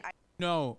The reason why people celebrate being able to have the freedom to make this medical procedure, as she correctly pointed out, is because of psychotic fucking losers like you. People are not, like, celebrating the act, okay? Oftentimes it's a traumatic one.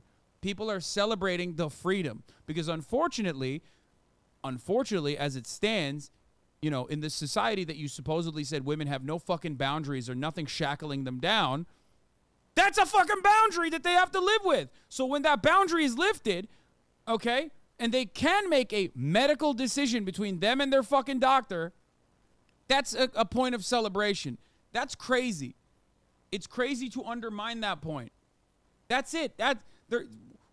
They shouldn't be celebrating abortions, I guess, because in a normal society, this should not be even adjudicated. This should not be a point of contention. This should not be something that people are fucking deliberating on.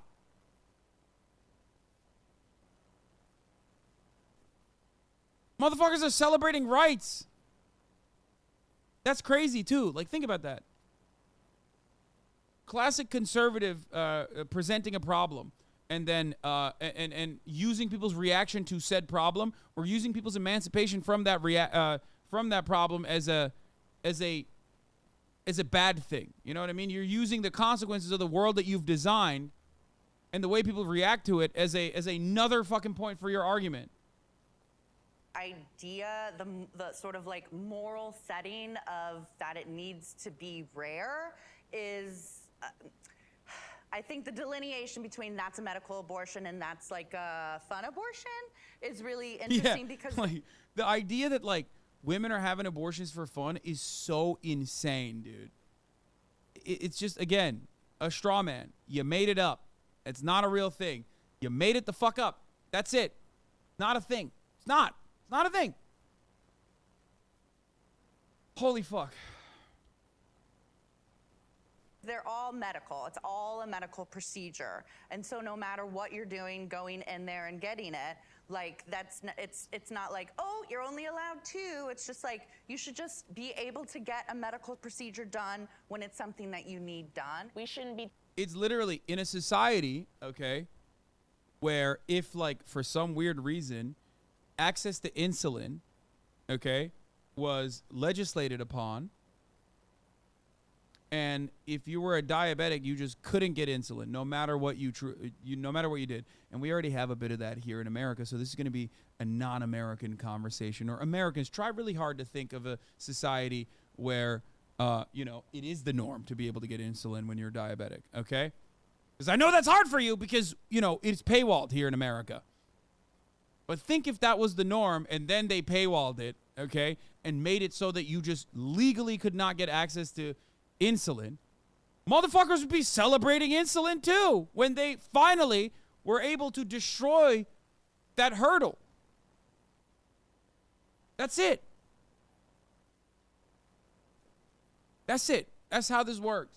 People are celebrating the fact that they can get this medical procedure, not the medical procedure itself. But even if they were celebrating the fucking medical procedure itself, what's it to you? That's not a good enough reason to fucking stop people, okay? Desensitized to taking someone's life. That should never be an empowering factor for a woman. I definitely agree in that, there should be no absolute thing any woman should do. There should not be an absolute response to incest or rape or any of these things. Every woman should have the choice of if they want to or not want to carry that child, whether it is having fun, getting raped, incest, whatever it is. It is. I don't glorify and glamorize abortion. I think it's a very traumatic thing. I doubt that if somebody has to do, if they have to do it, they'll do it. I don't think that people are like, you know, doing like have 6, get the 7th free and having fun with it. And I think that like glamorization and glorification of any side is not okay. Did the Dobbs decision make anybody here sort of rethink abortion, abortion access, reproductive health care? It's anti-woman, right? It's it does not center people to have that voice for themselves and their own decisions, right? It is a barrier, right? It's If we giving wanna put it more. that It's way. giving more agency to women because it's moving it back to the state level. So locally, But why would the state have locally, the ability to tell me what to do? Because it Locally, the doesn't women multitudes have of that different power. areas. If you take out the I hate that people don't use the medical liberty argument more, because that like immediately takes the conversation away from like women, which is always a losing position in a misogynistic society. Because like, here's the reality, okay? It sucks to admit, but the reality is that we live in a misogynistic society, okay? We live in a patriarchal society. So that's the reason why I always try to use points like the one I just made about diabetes and insulin, right? That's the reason why when it comes to trans issues, you often hear me talk about like surgical procedures being gruesome and it's simply a medical decision, right? Because the moment that you talk about it on like women's issues and women's rights and women's emancipation, a lot of people are going to go, ah, fuck it, you're just chirping again. What dumb broads talking again. And the pussy, gay, soy cucks are advocating for them. Because that's ultimately what it is. Ultimately, what this conversation is denying women access to a medical procedure. That's what this conversation is. Why? Because some fucking people decided it's bad for them to get it. That's it.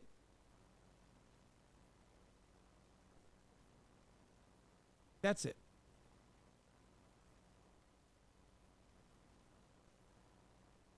the viewpoint that life begins at conception, which is a really big defining principle for both the pro-life crowd, who very, very, vehemently believe that, and then obviously a lot of the pro-choice crowd do not believe that. Taking that out of the equation, you do not have just whatever kind of autonomy you want as a person. It's regardless of male or female. You can't just have free run to do whatever the hell you want. That's not how society operates. So At no point do I have the right to tell anyone in this room what they should or should not do with their bodies. But it's not about your body.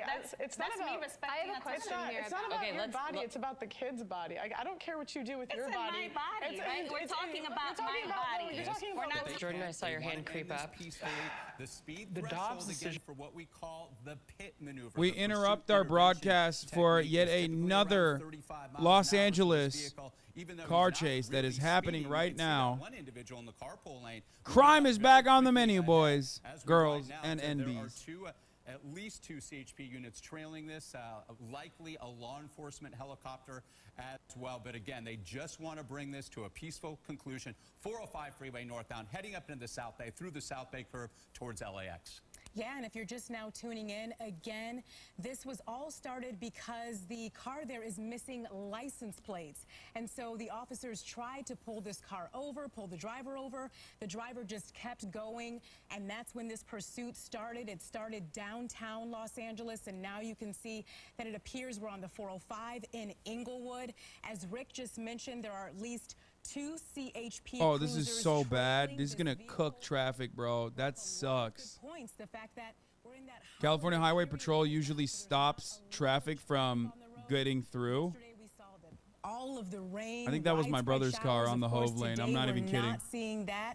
So road conditions are a little clearer. Making an exit. That's Inglewood Yep, Avenue there you go. That's the off-ramp that I take so frequently there. 405 freeway northbound exiting. Actually, that's Hawthorne text him right Boulevard now. there. Just one south of the Inglewood off-ramp. So we'll see what happens here. A lot of these pursuits, they're able to run the plates if the vehicle isn't stolen and ascertain some important information. But because, as we're hearing, there's no rear license plate, and that's what initiated the CHP to light this individual up. He's abiding by all the laws. Look at this. Yeah, Marla he Coco, is. he's stopping there almost like he doesn't even know he's being pursued at this point. At the light there on the off-ramp at Hawthorne Boulevard there off the northbound side of the 405 freeway. We'll see what happens from here. Who the fuck stops at a red light while they're being chased by cops? That's crazy. To go by, we see 1, 2, and then there was a third CHP officer who pulled in right behind those He's got his blinker on even. He's going to turn left. Yep. I did not see any high speed during the pursuit that we covered here. Let's see what happens. They may try something, but again, you just don't know. Obviously, he's looking back. The mindset of this driver and any driver that's running from officers here is not a good one. And we don't know if this individual is armed at this point, and they have to assume that they are armed. From our vantage point, it appears that there's nobody else in the vehicle. It looks like his right arm there is he gesturing talking? in some manner. Looks like he's talking to the officer. And it does look like those officers are trying to give him a command right now, and he's turning left or going straight through here. Let's see what happens. And they're just letting him go on his way. That's the 405 freeway overpass. He said, I'm going left. There at Hawthorne Boulevard. And we'll see what direction he chooses to take at this point. There he is right there. Again, failure to yield in that yellow shirt. We believe just one occupant, a male driver, failing to pull over on the 10 freeway at 3:45 p.m. in the downtown area. The pursuit was on, and it made its way south rather quickly. The oldest trick in the book. I'm going left, officers. Freeway northbound up through the South Bay curve. That's the curve of the bend of the North 405 that we call. I wonder if he'll do it again. South Bay area. And it does look like that window, you can see that front passenger window is rolled down as well. Yeah, so it looks like they're now stopped at another red light or a red light. The other one was just he was waiting for traffic to go by. This is one of those officers that seemed to be talking to him, and you could see that that passenger side window is down where they may have been communicating with one another. Oh, shit. And now it looks like that pit maneuver may be tried. Possible, because the speeds are down. Right? Very low. Here we go. We'll see what happens here. It looks like that SUV, CHP SUV unit, and again, the California Highway Patrol, the lead agency, because this pursuit was initiated on Interstate 10 here. They're just trying to keep up with him, bring this to a safe conclusion. Watch out for any pedestrians, bicyclists, any people in their vehicles that could be in harm's way. This is on southbound Hawthorne Boulevard through Lawndale from the 405 freeway here. And we will enter a very busy area here. There's a lot of businesses here. We're coming up on the Galleria Mall here in North Redondo Beach. So we'll see what happens. But the bottom line is this individual being pursued, at least from what we've seen, Marla and Coco, abiding by all the traffic laws.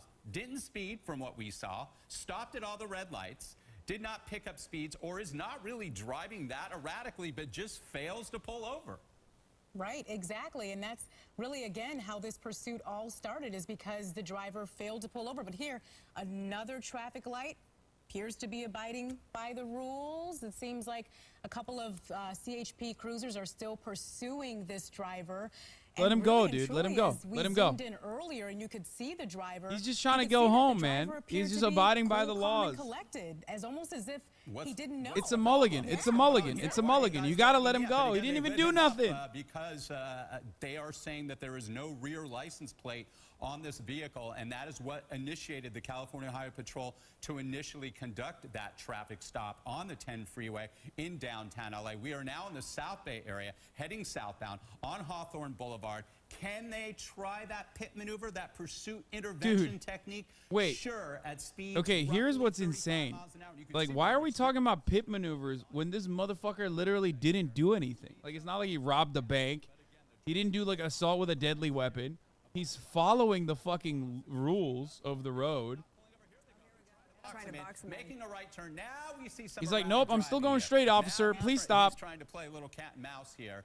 But what they will try to do, if there is that opportunity, you have that boulevard, that island there on Hawthorne Boulevard. Why does it feel like they're going so slow? Because he's following the traffic rules. Like, I'm not even kidding. That's the reason. Northbound traffic. If there is a way that they can nudge the back end of that vehicle, spin that vehicle out, disable it, they will try to do so. Other agencies have been called out on this. Now that we are, this is a crazy meta. Would be the LA County Sheriff's Department. This is a new meta, guys. The Torrance Police Department. This is a new meta where you. And now this is a new meta, guys, where you follow the rules of the traffic, And, to and see, we'll see what happens how you can get how little rules you can break while evading the police. Really driving erratically. A lot more traffic now. As I said, you got a big mall here coming up on Hawthorne Boulevard, the Galleria Mall, lots of car dealerships. I mean, you can see There's his a lot fucking of face and furniture everything. stores here. Ooh, reaching up for something there. And again, they have to assume that this individual is armed. Oh, at he's this point, and drinking. He's acting very erratically at this Oh, point. he's- And this is going to pose a major danger. It already has to all those motorists. A lot of people He are took the still out, seatbelt even though off. I He's call gonna it run. light. People aren't enjoying themselves. Maybe they have family and friends in town going out to dinner on this Wednesday evening. So He- they he wanna got do their road best sodas, now to man. Try to bring this to a safe conclusion on Hawthorne Boulevard, heading southbound from the 405 into the heart of the South Bay. All right, so we remain on Hawthorne Boulevard, and at least now 4 CHP officers in hot pursuit of this driver who just would not pull over. That was Ladies and gentlemen, 345 on the 10 this is the freeway here in consequence downtown of Los Angeles. Now going on a Drake and drive here at the Hasanabi Action News. Inglewood, Hawthorne, pardon me. Here's a Hawthorne man Boulevard, who's and Drake that's and where we find driving, ourselves now in the Torrance area. gone wrong. And this cat and mouse and just that communication that we saw earlier, that was interesting as well. And it almost Dude, seemed like open a up, open up. You guys. I know that public safety is first and foremost, and as this, See, look at pit this guy. maneuver possibility. You can see there's a wide open road. That's still Hawthorne Boulevard, just past 190th Street here into the South Bay. A lot of businesses, as I said here, lots of furniture stores, car dealerships. We have the Galleria Mall, a very busy Galleria Mall here, and we'll see what happens. But clearly now, this driver is agitated. We have seen him run a couple of red lights now, and he is clearly trying to evade officers here. The Yeah, initial no warrant, if shit. you're just tuning in, started. This is at 3:45 p.m. on the 10 freeway in the downtown area. The CHP lit this individual up because there was allegedly no rear license plate on. He failed to yield, and the pursuit was on. And we got it covered for you always here on Fox 11.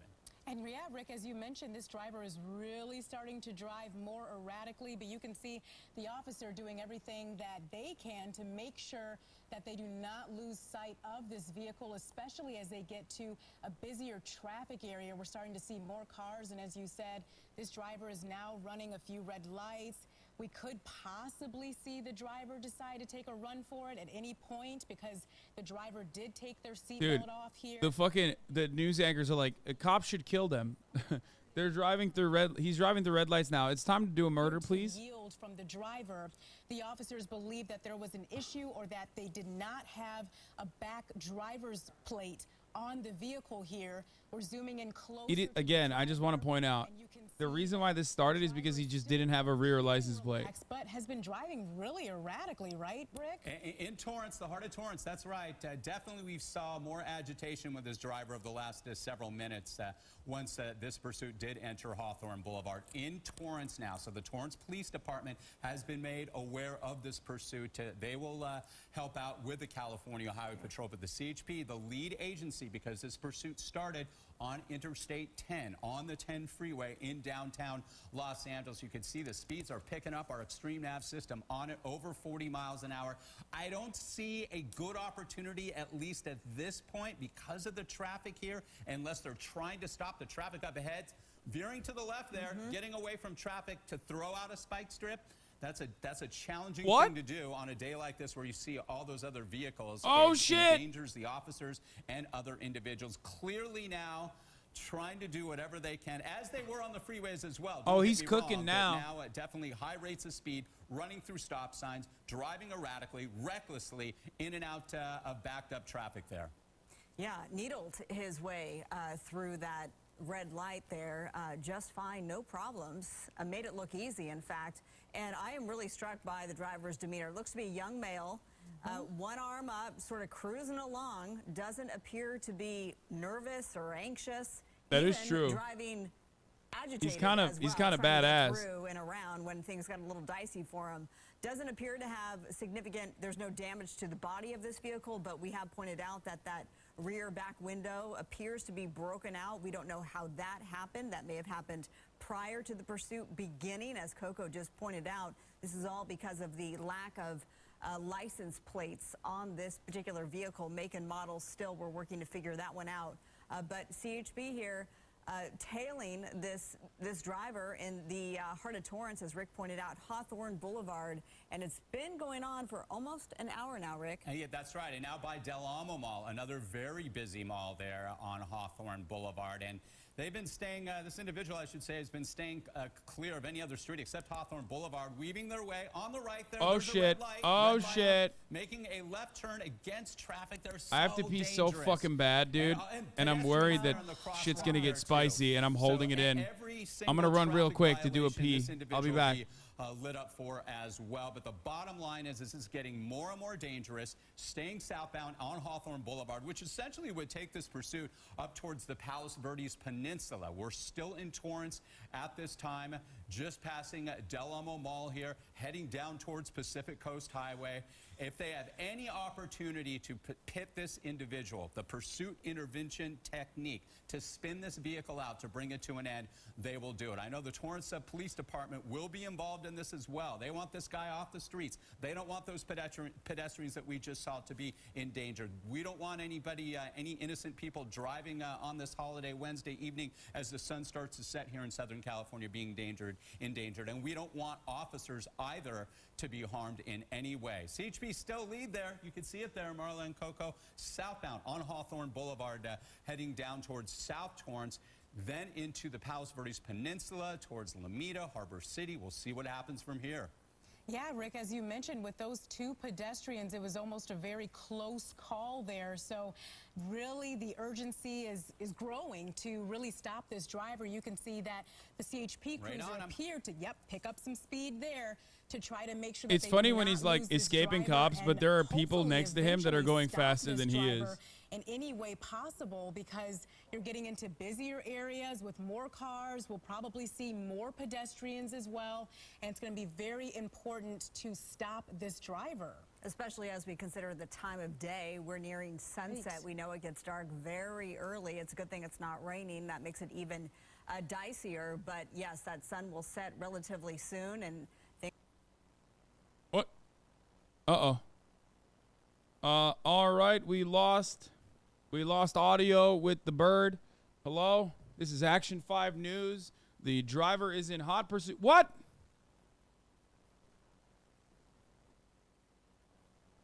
Unfortunately, we will no longer be hearing from the news reporters at Studio 7.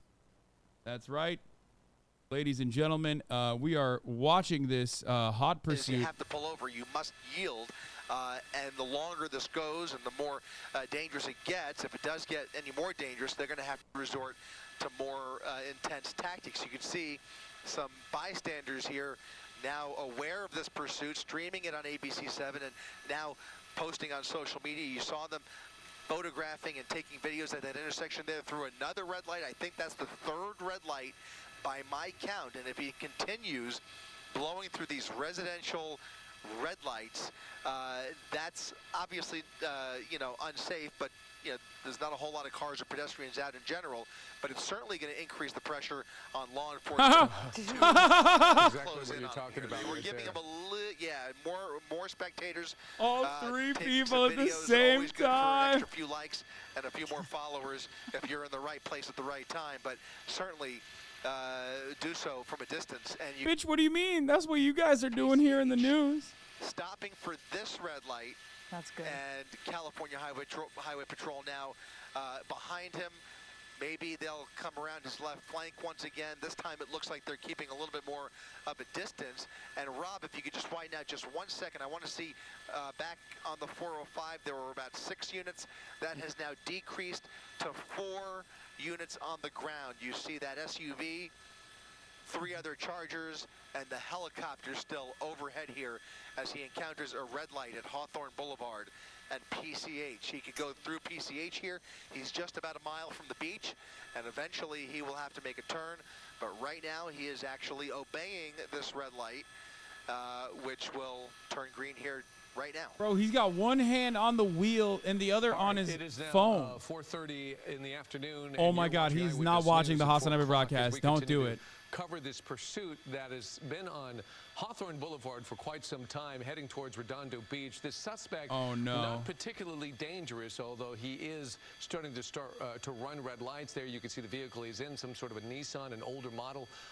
pretty beat up. He isn't necessarily going really fast. If He you're has watching no the broadcast license right plates. now, From turn what we your understand, hazards that might on. have brought attention to If you're CHP watching the officers broadcast trying to right pull now, him over, turn your then he took hazards off. on. So he is wanted for the license plates, for speeding, and a number of other violations he has now committed during this pursuit. But this is an interesting cat and mouse game because he is not necessarily aggressively driving down the street, besides running red lights on occasion, not all of them. CHP did pull up aside, talk to him a little bit, try to get him to pull over, even tried to box him in at one point, but that did not work, so the pursuit continues. It does continue, and Chris Christie is live in Air 7 HD as we're following this pursuit. And Chris, you can see this driver again on Hawthorne Boulevard, weaving in and out a little bit of traffic. But you know, earlier we saw him try to get in and out, and you know, say thank you to the driver who moved to the side to let him pass. So you know, very polite driver. Yeah, for the most part, you know, minding the rules of the road. We have seen him go through a couple red lights, but again, we're all very aware of many drivers who just blow through and just really create a dangerous situation. But so far, this driver doesn't seem to be trying to create a dangerous situation.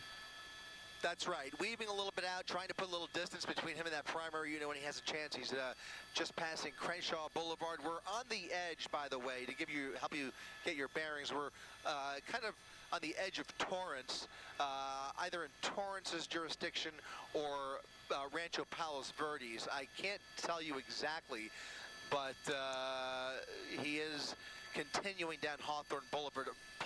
It might even be the border between the two, between Torrance and Rancho Palos Verdes. But in any event, CHP still the lead agency here.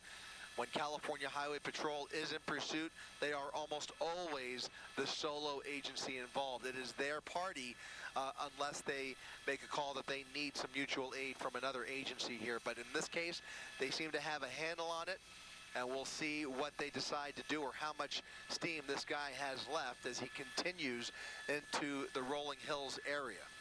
Yeah, Chris, we're watching this, and again, because the CHP is involved and they are not necessarily Bro, he's going so slow. Support, sometimes it seems like that the CHP By the way, is like, he has a "We're just gonna donut. get this." Like, that's part of the reason probably why he has to go slow. Isn't that a donut? It looks like a donut. Maybe the hubcap is off. I'm not sure if they are setting up some areas where they can set up some spike strips, but they would have to ask for some help, right, Chris? Well, they would, except if you noticed a moment ago, there was one unit, one of the rear units came up from behind him, sped right past him. He's now a good quarter mile to a half mile Oh, shit. Yeah, he's ahead of him. He's going to have to get a little bit further down Hawthorne Boulevard. Oh, another one. Here comes another unit.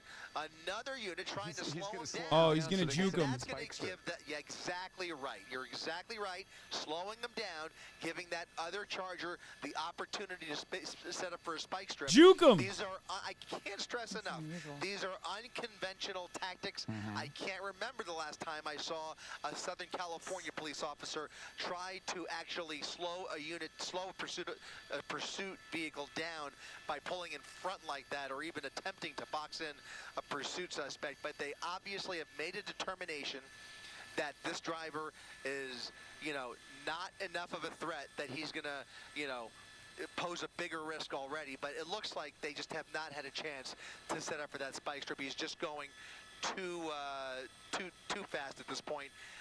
He slowed him down just a little bit, but that lead unit, I don't think was able to lay anything down there. So he's continuing. He's now got, I think, all of the units back behind him. He's continuing down Hawthorne Boulevard, and so far, no opportunity to set up for that spike strip. Well, it's coming up on Silver Spur Road, by the way. A good idea, nevertheless. And you wonder, those other two units that suddenly disappeared, I was wondering if they're trying to work their way through the neighborhood and get ahead of this. But look, he's trying to communicate with them. At least is he willing to talk? He's rolling down the window. Rolling the window down. He's rolling the window down. That CHP officer trying to communicate. Again, this is a different unit that is trying to communicate with him. Oh, he's even now pulling it in reverse. So look at that. I can't figure out what I can't understand. What kind of Bro, dialogue this is taking place sick. where you see the CHP? He's like, bro, chill, just let me go, dog. Come on. Continuing a conversation. Either he will continue the tactic of trying to look for a spot to set up for that spike strip. There's another local police officer that he just passed there. And now they're creating traffic breaks at intersections ahead. So that leads me to believe that maybe This is cool because like when they start stopping traffic at intersections, like that's when you unlock a new level, you know what I mean? That's when like things get real spicy. That's when they let you fucking run through the intersections and shit. you know, join the lanes next to him or in front of him. Yeah, But I just that's don't like think they have enough that's like manpower to 3 do it. stars. It just seems like they're a little bit behind the 8 ball for a spike strip. And by the way, these spike strip attempts, when they work, they're really skillful and really it's not just skill, it's also a bit of luck at the same time. They are one of the more complicated tactics to employ during a pursuit. But when you have a slow speed pursuit, you have much better odds. But in general, spike strips are hard. They are a hard tactic to set up for. They're hard to employ. It requires usually a lot of manpower and a lot of times just a whole lot of luck that you have the right officer that has the spike strip ready at the right time ahead of the pursuit suspect and able to lay it down without any collateral damage. So a lot of things have to fall into place for a successful. What's in the cooler is what I want to know. He's calling them ahead to here you him. have Yeah, he's calling that one. He's saying, please come, or what have you. Yeah, he's kind of gesturing at the officer, trying to communicate, and you can see the officer. He's willing to negotiate. He's, not, I'm sure he's using every negotiating tactic that he has been taught, and just getting him to just pull over. Everything's going to be fine. Just, look at that. An opportunity to box him in, and now they've done it. And now they've done it. He's laughing. Like he's going to go anywhere. He's laughing. Look at this. Look at this. This is exactly what we were talking about. Wow. He's afraid. He's afraid. He's a little agitated, but he's not going to put up a big fight here. He does not pose a big danger to them. He just doesn't want to go away. Unfortunately, that's exactly what's going to happen. They're going to take him in peacefully, try and talk some sense into him. Low key, this is like Maybe a mental health crisis. low key. This is like a pretty decent way to apprehend someone. This is like surprisingly good police work. I can't believe we just watched an instance where there was like they talked to him, they tried to calm him down. It seemed like they kept trying to de-escalate. Very, very good police work. I can't believe I'm saying that. With nowhere to go, they didn't think he was a big threat. He's not going to go ramming through the roadblock there, and now they can determine what They caught him in a logical fallacy to debate, so could box him in. take him off to men's. He did get fucking finessed, dude. He did. He got. Great job by those officers to make that calculation, to decide that, you know what, this is somebody that we can either negotiate with or maybe we could trick him into slowing down and coming to a stop here before this gets. To be fair, like and that's exactly what they literally clapped him for not having a rear license You see plate. the sergeant there keep trying to reassure him and pat him like it's going to be okay. It's going to be okay. He's agitated, though. He is. He's worried. Obviously, he's scared. He's worried, and hopefully everything will be fine for him when he goes. You hate to see a good man go like this. I agree. Watching that with us, and it was a fascinating pursuit, new tactics that we hadn't yet seen before. In the meantime, let's switch gears now. Let's go to the weather because. Oh my God, they're bored. There's like no death occurred, so let's get to the weather. All right, they're putting him in the fucking back of the cruiser.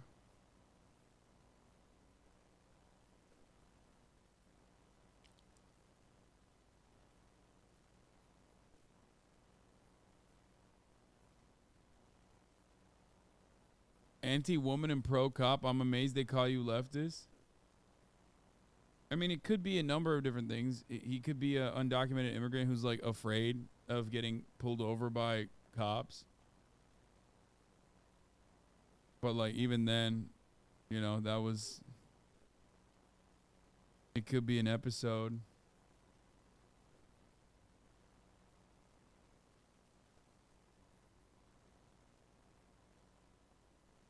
That was definitely a very respectful police chase, though. No innocent bystanders arrested. They actually debate lorded him. They de-escalated. Hassan entering his Blue Lives Matter arc. Dude, I'm This is what people don't get. I'm honest. I'm fair. If these motherfuckers like did what they normally do in every other case, I would be screaming about it. Okay? But like, what do you suppose? What do you want me to just like be fucking against what they're doing in this situation when they actually apprehended someone evading the authorities and like going on a police chase? Like they did a really good job.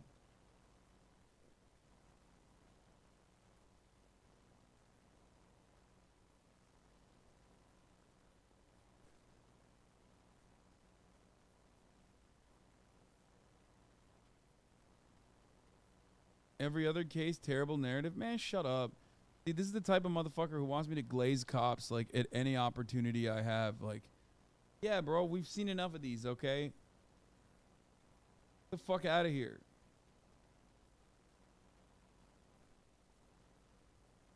What is this? Credit to Varroa on Hoscord? Dude, stop. That's not real. He was not watching me on his iPad, dude. Stop.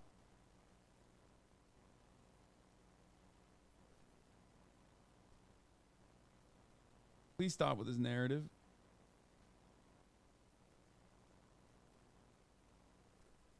I want you to stop with this narrative. Do you think it would have been better if they never pursued? I don't know. I mean, probably. Yeah. Like, in my opinion, fucking being afraid of police and like not wanting to be around them should not be reason alone for, you know, criminality. I don't think that's a reasonable inference to make. Oh, you don't want to be around cops? Bet you done something bad. Bet you're a bad guy. It's like, who wants to be around fucking cops, dog? Like, cops kind of suck. Even if you don't think about it like they're police, even if you think about it as like, these are people with guns, okay? It's a very normal human thing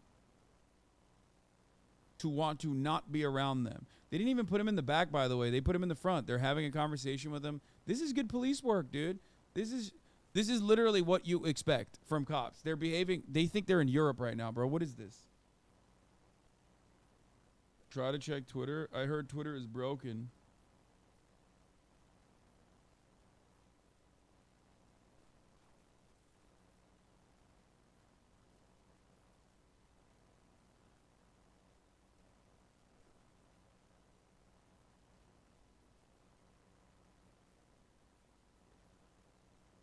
Like, I'm not going to sit here and still shit on this.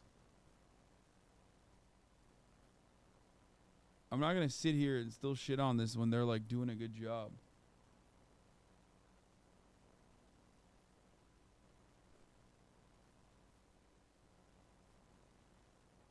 If it's another Elon Musk boomer tweet that you're going to send me, I'm going to fucking lose my mind.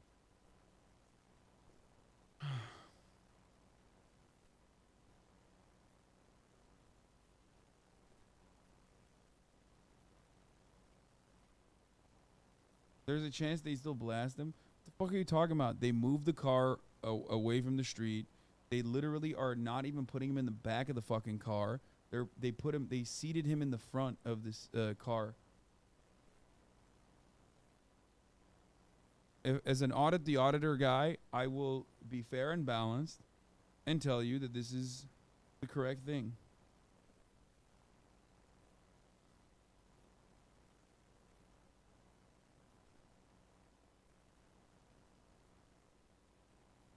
Bro, they didn't even pull out their weapons. What are you talking about? Like, I've seen cops behave in a more insane way. This is an A+. This is an A+ move from cops. Okay. I think A+. I give it an A rating. This is what your expectation should be. Okay. Anyway, as I was stating, they didn't even fucking pull their tasers. What are you talking about? I've seen cops. Cops have behaved worse to me under other situations. You know what I mean? I've had cops behave in a more aggressive and scary manner, in a more threatening manner to even myself. So yes, of course I'm going to say this is a circumstance where like it's pretty good. Like this is protect and serve shit. Pink Puppet Girl, thank you for the 50 gifted subs.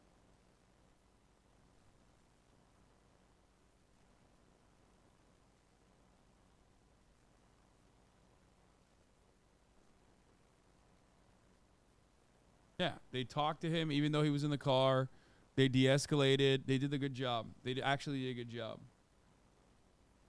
Whether the officer's behavior has nothing to do with their function to hurt us. I mean, okay. I still believe that there is guys, there is still a need for a group of individuals to be able to maintain the presence of law and order. There is still a need for a group of individuals to uphold laws. If someone is in violation of them, someone needs to still do cop shit. Okay? This is a consistent belief I've held forever. And this is a perfect example of this. Okay? If you have an issue with that, I suggest you take a shower.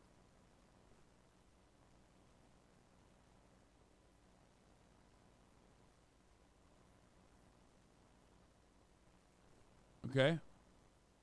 Which is funny because I thought I was going to do Hog Watch today, Cop Watch, and I did not think that we would be doing Cop Watch where they actually did a good thing. Wrong, your stance was different in 2001. Telling leftists to shower. I will forever maintain the position that anarchists should take a shower. For me, reinforced how important it is that we approach these issues from a cultural perspective, because it reinforces something that I have told many of my colleagues and peers in the past, which is that so long as you lack a cultural consensus, any issue can become a political football that can be decided by another election cycle. And so long as there is no strong consensus, I would expect this to be our reality going forward, these extremely vitriolic and aggressive conversations until there's another miraculous consensus that brought about Roe v. Wade.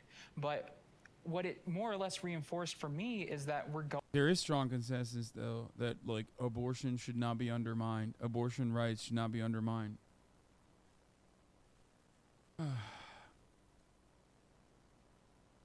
No one with a septum piercing should ever take a conservative position, is my take. You might say that that's wrong, but I think if you have a septum piercing and you take a conservative position, you're fucking deluded. Going to have more of these difficult conversations. I want to talk about transgender issues. Should trans women be included in feminist conversations? How about in women's spaces? Yes, they're women. What's the question? Pearl, Trans women are women. So I want to come at this from the position of an athlete. Oh, Jesus. Oh, yeah. You can't have a... Yeah, because all women are athletes, dude. Shut the fuck up. Oh, God. No, what she's saying here is I want to come at this from a position where, like, the debate and the values that we're going to be debating on are at least, like, you know, something that people are familiar with and have more adequate talking points for. Okay? That's it. But what the fuck do you mean? Sports is not the end-all, be-all of women's issues, okay? Women's rights. That is so fucking stupid. That's so dumb. So I play semi-pro basketball, semi-pro volleyball. So when it comes to like athletic spaces, I don't think that trans women should be allowed into athletic spaces because I don't think it's a fair. Trans women should not be allowed into athletic spaces. Like, why does Pearl lie about playing semi-pro volleyball? I'm not hating, but she's recently been bringing up this point a fair bit. When she went to the UK to play semi-pro volleyball, when she didn't, she came over to study. She did an interview in 2020 when she went viral for some quizzes. And she told the reporter she was going over to study in Bournemouth, but she ended up in London doing psychology or something. She used to make TikTok and IG stories about it. So she didn't go for volleyball, but studying, and she's not on some scholarship. The team she plays for, Mallory Eagles, say they're an amateur team on their website. It looks like she plays in the highest league, but it's definitely not semi-pro, and she's not getting paid because they don't pay their athletes.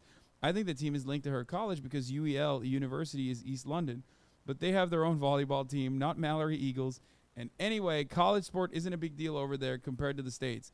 I don't know. Just seems weird to lie when it can be disproven. I think the trolls have gotten to her. Sad.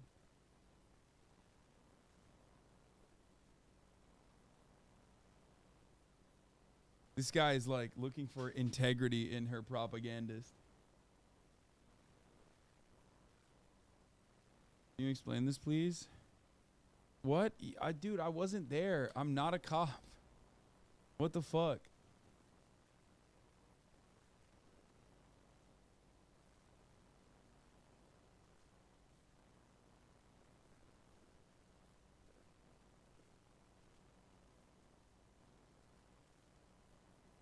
That's crazy. You guys are crazy. This is slander, okay?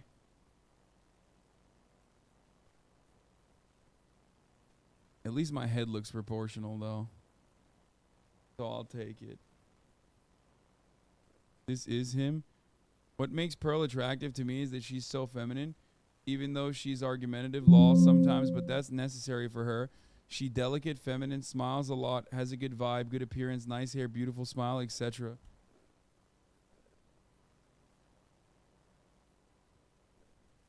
That's crazy.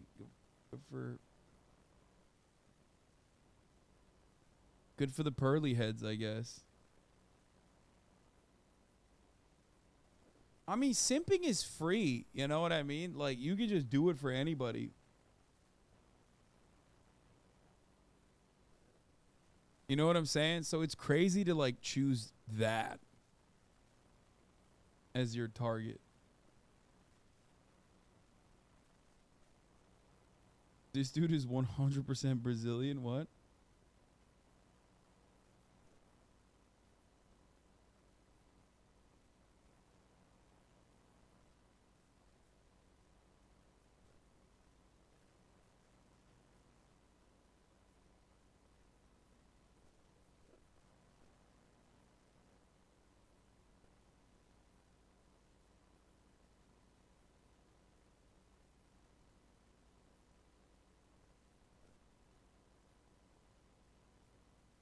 We have no such thing as college sport in America. Would understand the college football team will be a bunch of lads with no professional penny kicking a ball around once a week.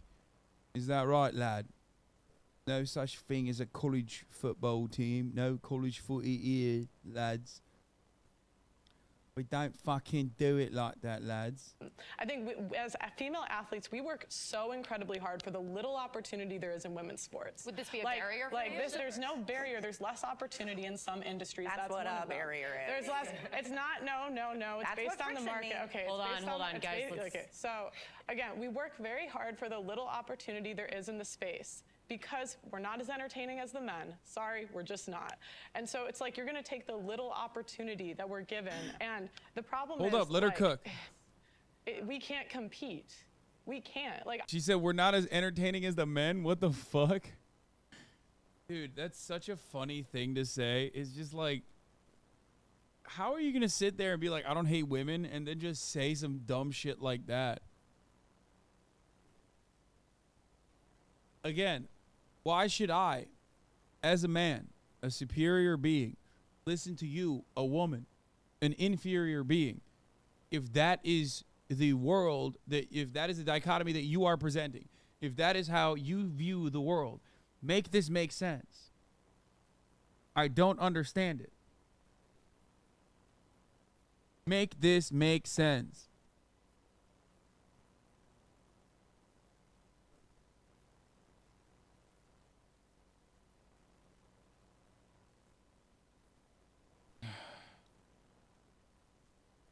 I'm 6 foot. If I go up against a 6 foot guy and I play basketball with him, he's gonna body me. And what happens if I go True. against you? Even if I have years more of training. And so it's like you're taking Liz is like, hold on. Let her be transphobic, please. taking away the little opportunity that we're given and we all work so hard for. And you're just giving it back to biological guys. It's like, this will be the end of women's sports. Have you tried confidence? Eli, hold on, Minnie. Sorry, Eli. confidence can't make me bench what a guy benches. I don't Confidence can't understand make why me you guys 6'7". are so hostile. She's sharing her experience. I hate this argument so much. Nobody gives a fuck, okay? I'm sorry. I'm sorry to all the ladies who are going to fucking sit here and be like, no, everybody cares about women's sport. Like, no one cares. The only time motherfuckers care about women's sports is if they're like shitting on trans women. That's it. Women don't care about women's sports. Stop it. Stop playing with me. This is ridiculous. I hate this. That's what I hate about this argument the most, is that like conservatives have made it so that we have to act like we know things about women's sports, bro. I don't know anything. I don't know, and I don't care. I don't even care about male sports either. That's the difference. But like, I don't care. I don't care. I don't care.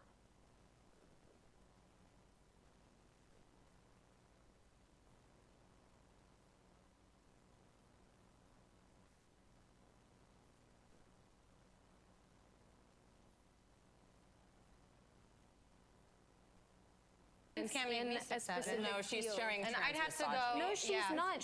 She's a woman who's had an experience. You guys are so obsessed with your own experiences and your own existence, and yet when a woman is sitting there telling you, I feel as though this is unfair and this is compromising and this situation is not helping women, you guys are like, meh, meh, meh. But when you're like, I'm a black person that did this, this, this, and this, then it's valid and fair and viable. Eli, I want to give you the chance to respond.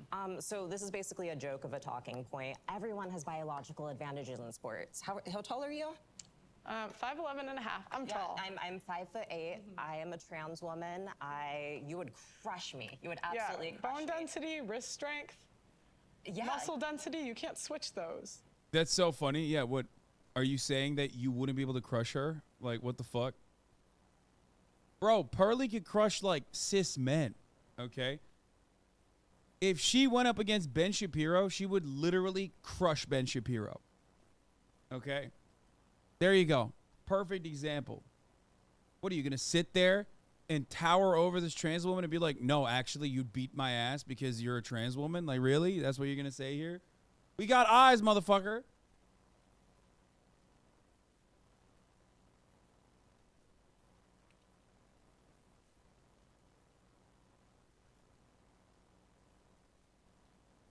Also, a lot of the things that like she's talking about definitely do go away with HRT, but it doesn't even matter. I don't care. I don't care. I don't care if trans women have like benefits, okay? I don't care. Because no one is faking being trans to win athletic competitions, okay? No one is going to get owned by society over and over again and like become a woman, you know what I mean? Specifically so they can win a fucking varsity sports competition. You're out of your fucking mind, okay? That's insane. It's so stupid. No, they're trans. They're trans women. And they want to just be normal, okay? They want to be normal. They want to be recognized as like a normal human being. It's so stupid. The argument is so fucking dumb. No, you can't say people are crazy. I know people are crazy, but that's not an example of like, that's not why you legislate certain things, okay? Like in the off chance that someone might do that, okay, well then deal with it at an individual level. You know what I mean? That's wild. You know, murders still happen.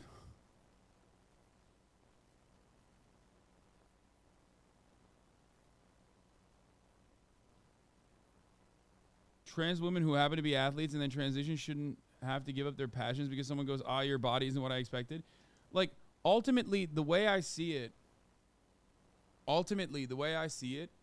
is like, first of all, you are becoming less athletic. There is not a singular fucking instance where someone has gone through gender confirmation and literally performed better than their past self. Okay? Pre-transition. That's not a real thing, okay? So they're literally taking a fucking major L specifically to live their truth, okay? It's so stupid. I guess trans men. But nobody even talks about trans men because nobody gives a shit. Because the conversation revolves around trans women participating in sports.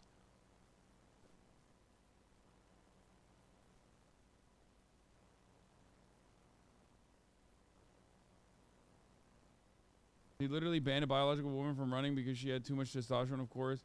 If someone trans was obviously superior, they would ban them. No, like, but the thing is, I don't care. The only way that you would care about this is if you think it's like somehow unnatural or indecent to be a trans woman. Okay? Like it's hard to really tackle this issue at its root because like I don't see the potential advantages that like a trans woman has over a cis woman. Okay? I don't see that as like somehow unnatural or indecent. Does that make sense? Especially because I do not think that's an incredibly dumb take. Oh, well, give me a good one then. I want to hear from you. Give us a good one. Like, she's right. Michael Phelps has genetic advantages. The entire basis of sports is biological advantages and also material conditions, the advantages that you get from material conditions that make sports interesting and unique and fun to watch, okay? He got banned. That's why he can't, he can't respond. Probably said some other transphobic shit. That's why he got banned. Let's hear what he has to say. I want to hear the incredibly good take for a second, and then we'll ban him again. Sports have never been fair. You can't fucking sit here and talk about equity being a bad concept as a conservative person and then fucking constantly chirp about it. In my opinion, I think that it is within the bounds of reason to allow trans women to participate in athletic competitions alongside cis women. Okay? I'm not interested in trying to fucking make it equal, okay? Because if we were to make it equal, then what's up? Are we just going to fucking shave people's legs off so everyone is doing a 6 foot and under league? Like, what the fuck? I don't give a shit.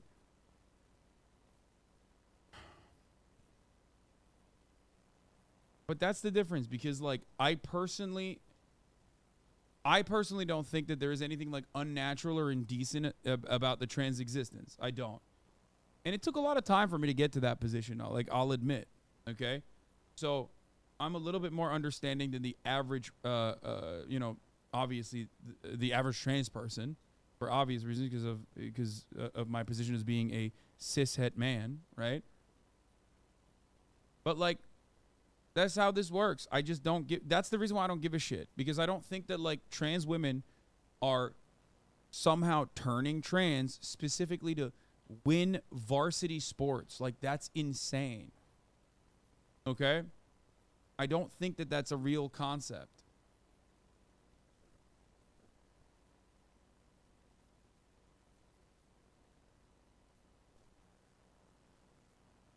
First of all, your first point about female athletes, I could talk and mention dozens of female athletes. You just don't know shit about sports. This is your good take, you fucking troglodyte. This is what you came back with. We let you cook and this is all you got. All you're saying is it's dumb and you don't know anything about sports. Give me a good take, please, for the love of Christ.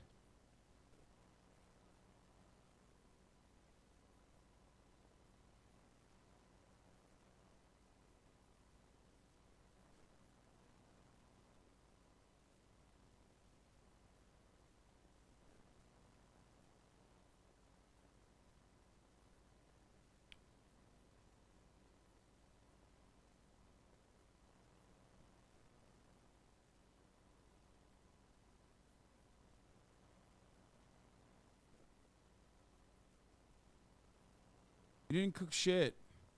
You boofed it.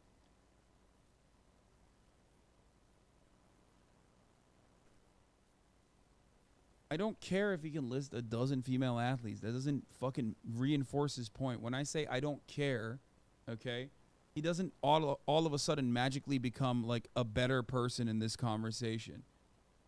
Okay? It doesn't matter. It doesn't matter if you like love and ride or die for fucking women's sports, okay? It doesn't.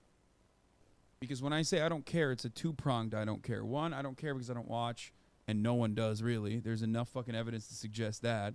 And two, when I say I don't care, I mean like I don't mind trans women participating alongside cis women. One, because there's not that many trans women in general, okay? And there's certainly not that many that are like athletically competent, okay? And two, I don't think that undergoing HRT is done in this like indecent manner. Okay? It's not done for like any gain other than any gain other than mental clarity, mental health, and you know, living your truth. I also don't think sports is the end all be all of this conversation. And a lot of the people that use sports as a vehicle to like deliver their anti-trans takes don't actually care about the sports aspect. They just care about the anti-trans aspect. That's why we're having a conversation about fucking women's, you know, high school women's swimming. That's crazy. There really isn't any rocket science take. I'm just saying portraying anyone who mentions inequality because of the physical attributes is homophobic is dumb. I didn't even say it's homophobic. It's a valid argument as a minority. I couldn't hate homophobia more than anyone. That was not a good cooking either, but, you know, I'm going to be nice enough to unban you once again. Okay? You still have not made any fucking take. Sports, at its roots, are built around inequality. Like the top of the hour ad break. There is inequality there, okay? People who are not subscribed are going to see the top of the hour ad break. You can cry about it, you can complain about it, but ultimately that's what makes this a beautiful concept, okay? Competitive top of the hour debates. Because at the top of the hour, there is a 3-minute ad break, okay? Now you can sit there and be like, oh man, what the fuck? Or you can subscribe for $5. Or if you don't have $5, you can subscribe for free. Or you can get gifted a sub if you're lucky. Okay, Roses in August. Thank you for the 5 get the subs, allowing 5 people to no longer see the ads at the top of the hour. Come on, come on, come on, come on, come on. You're a dickhead. That's crazy. I'm fucking deleting low. That's crazy. You're crazy. You're crazy. You're crazy. I can't believe you're giving that a... That's bullshit.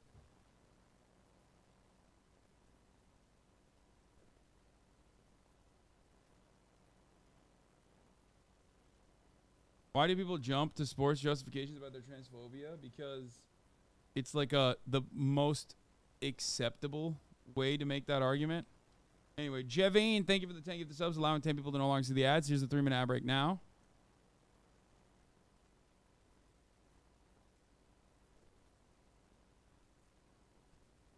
Jal Ayu, thank you for the 5 get the subs.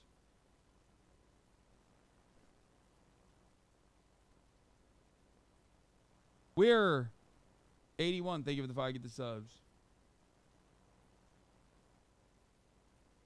Yeah, if it was really about equal levels of biological advantage, they would argue for splitting leagues by height and or weight and or hormone levels rather than gender. But it's not any of those things, and in reality, and they know it. Exactly. All matter of sports revolve around inequality. That's what makes sports good. It's supposed to be... It is supposed to be unfair to a certain degree, okay? It's about overcoming great odds. Okay?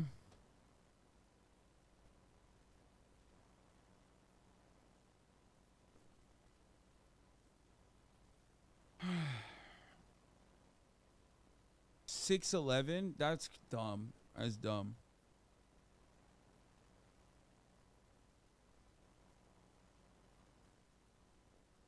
Don't they do that for women's sports? Yeah, they do, bro. Yeah, they do that for fucking combat sports. Yes. The fuck do you mean? Exactly.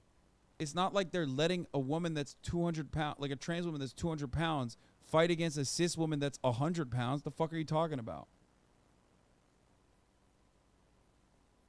They do that.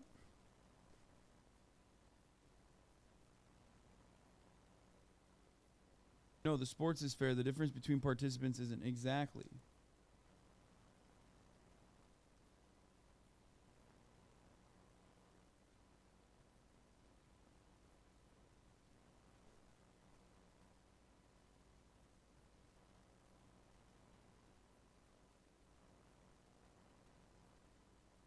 I know Twitter has crashed, everybody. I know. Obviously, trans women are women, but it gets complicated when talking about women's sport. Even after taking HRT, trans women still have an unfair advantage against biological women. First of all, cis women is the proper term there. not bio women.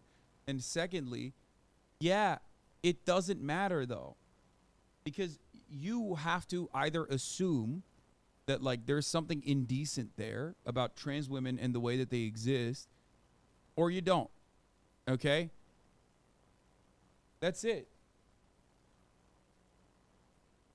Do you think that trans women are transitioning specifically to win athletic competitions? Do you think that the trans existence is somehow, less natural? And if you think that like any kind of hormone therapy is unacceptable, what do you have to say about people like Messi, who have overcome great odds and taken HGH at an early age, specifically so they could become 5'11" and not fucking die by the age of 20? What do you have to say about people that took TRT or still take TRT in order to adjust their hormone levels? Like, there are plenty of people who do this. Okay?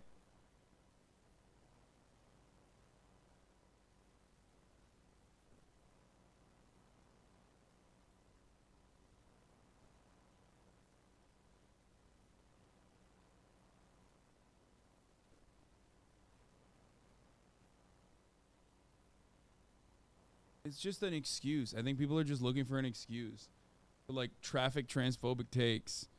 And some people have been swept up in the conversation because it's like very easy to make these arguments, especially when most people, even in the nicest, most open-minded sense of the word, still look at fucking trans people as kind of weird and odd, an aberration, okay?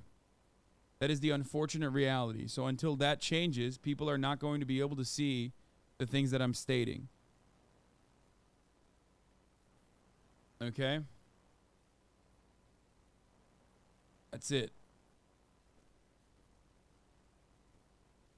Like, cis women have physical advantages over other cis women, but you don't regulate that. But when a trans woman has it, it's like, oh, it's different. That's very different. That's very different. That's very different. It's not. Yeah, I'm not saying that, like, first and foremost, I don't believe that, like, trans women are just goated at fucking swimming and shit, okay? Anyone who thinks that, like, trans women are automatically better than, like, cis women at any sport has never met a trans woman, okay? Like, what the fuck are you talking about? Most trans women are just goated at hearts of iron, okay? And wearing coating socks and eating hot chip and lying and posting, transphobic memes. They're not like automatically really good at athletic competition. It's very stupid. It's an incredibly stupid take.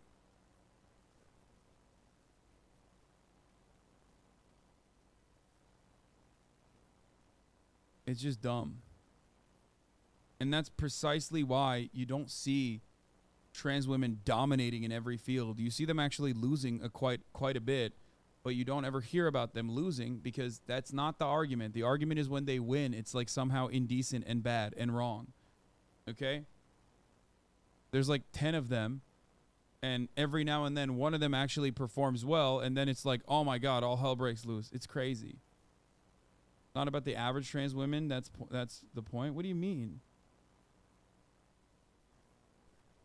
Yeah, exactly. You would crush me. But also, Eli, you would never play at the level that Pearl plays because you would never get there. So let me give you a few more examples here, too. So Michael Phelps produced more lactic acid in his body, which caused him to swim better than any of his competitors. This was widely celebrated, and nobody contested it.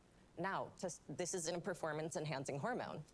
So we all have different bodies. And now I'm not saying that trans women who aren't on hormones should participate, but there are, every major medical and every major sports organization agrees that trans women who have been on hormones for between 1 and 3 years, depending on the organization, have the same competitive abilities.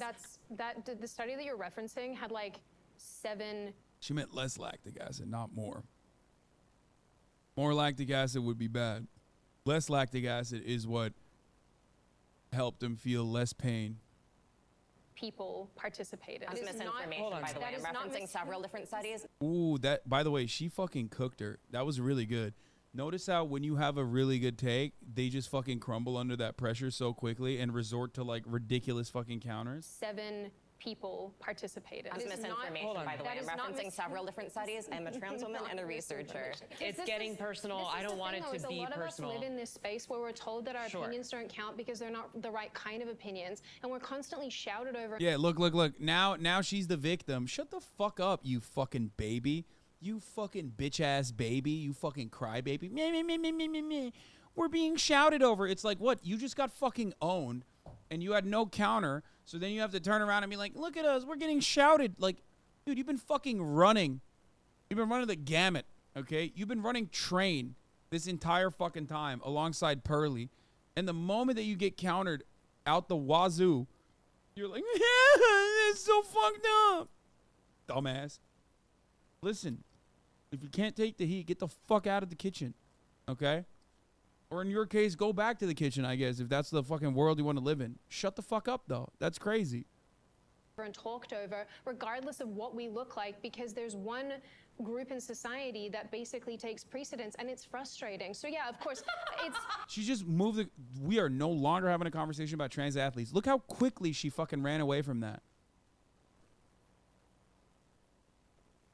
Absolutely fucking cooked. Absolutely destroyed. Oh my God. Oh, finally. Thank God.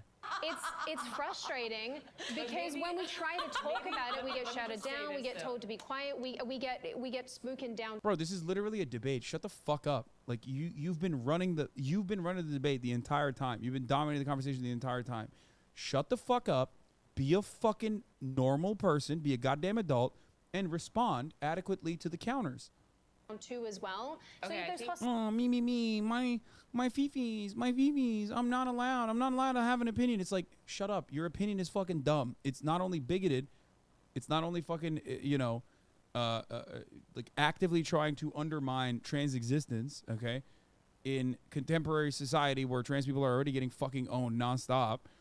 But then you get sad when you're called out for your bad takes, and then you can't even, refute any of the evidence presented. Hostility there for plenty of women. Let's try to make this an opportunity to speak. You're literally a white woman from Australia. You live in a bubble and you're pissed that voices that have been silenced forever finally can be heard. That's why they have the voice, because they speak up. Okay, we're having a conversation about transgender women participating in sports. As a white woman, I should be able to speak at all fucking times. And no one should be able to say mean things about me, even when I'm being a fucking bigot, yeah? What the fuck? It's fucking unacceptable. And I wanted to allow more people to participate. Jordan, I wanted to hear from you. So I am not a professional athlete. The closest thing I have ever done to anything athletic was I used to do competitive show choir when I was younger. And I don't feel really qualified to make carte blanche statements about whether or not trans women should compete in every kind of sport. And I understand that that is kind of, that's a hard pill to swallow. And for me, my first inclination is to approach everything through a lens of inclusivity. But at the same time, I also can't speak accurately to every kind of sport and the different things that go into it. So I really think in these instances... Dude, who cares? Literally, these two fucking ladies can't speak adequately either, but they're just fucking running their mouths the entire time.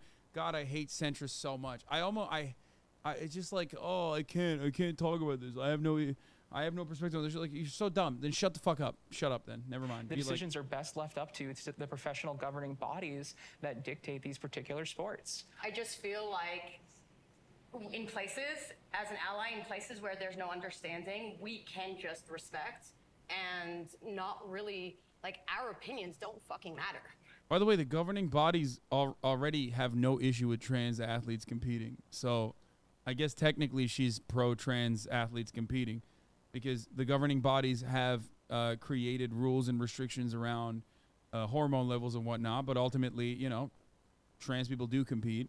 That's actually what really pisses off a lot of these psychotic transphobes is that, like, they get to compete, and it's fucked up.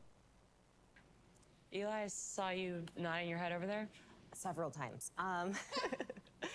So this is more than about sports. This is about free and equal participation for transgender people in social life. She's and right. The right sees this as a socially acceptable way to begin to remove trans people from different engagements in our society.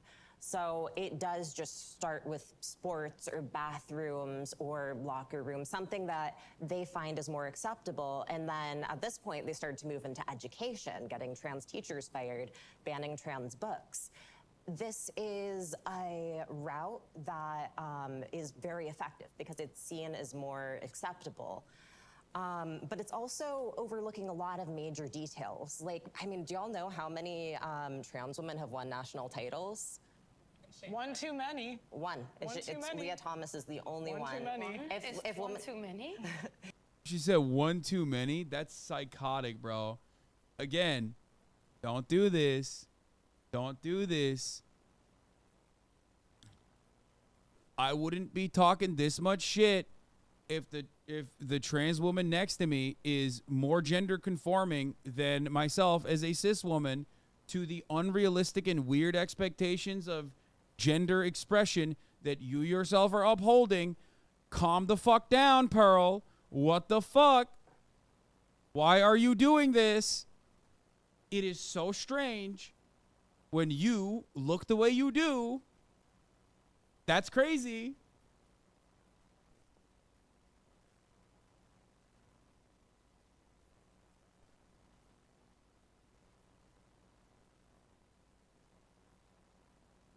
That's crazy. Wait, who trans here? Eli is. She's trans. If women's sports were actually going to end in some way, I mean, it's just not happening. Wouldn't you think there would be more trans women in sports when the majority of states do allow trans women full participation? Yeah. International titles, 0. No global titles have ever been won by a trans woman. I want to Based move on on our to a different background. topic. I want to talk about Me Too and sort of this social movement that we're living through right now. What is the state of... Someone said Pearl is an incredibly trans name. Low key, you are right. That is true. It's like right up there with Meredith and you know, Barbara and Agatha, Gertrude. Like that is an incredibly trans name. 100%. Mildred.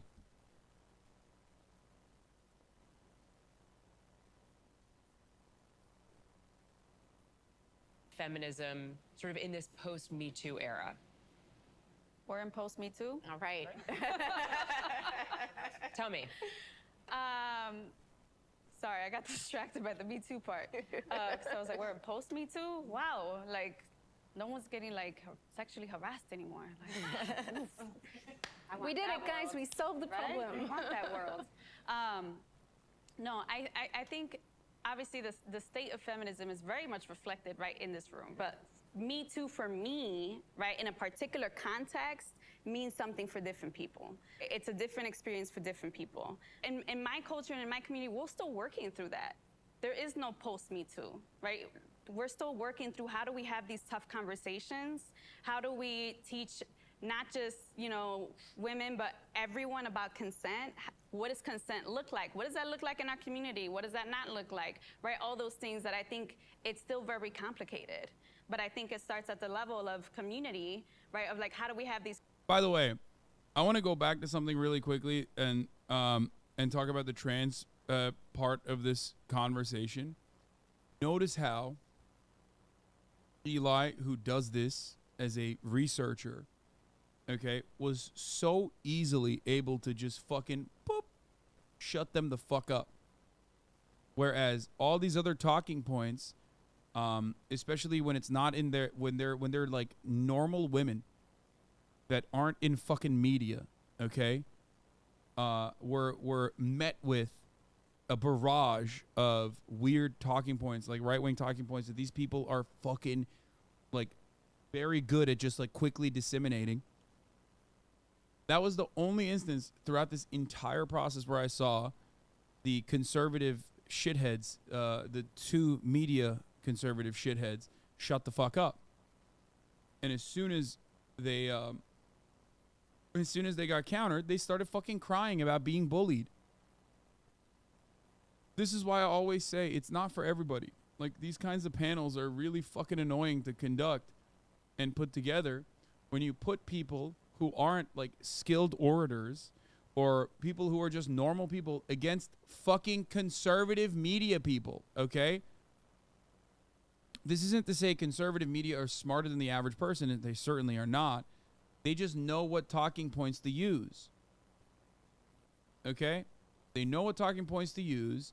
And yes, if you go up against someone who knows the fuck they're talking about, they're going to shut you down real fucking quick.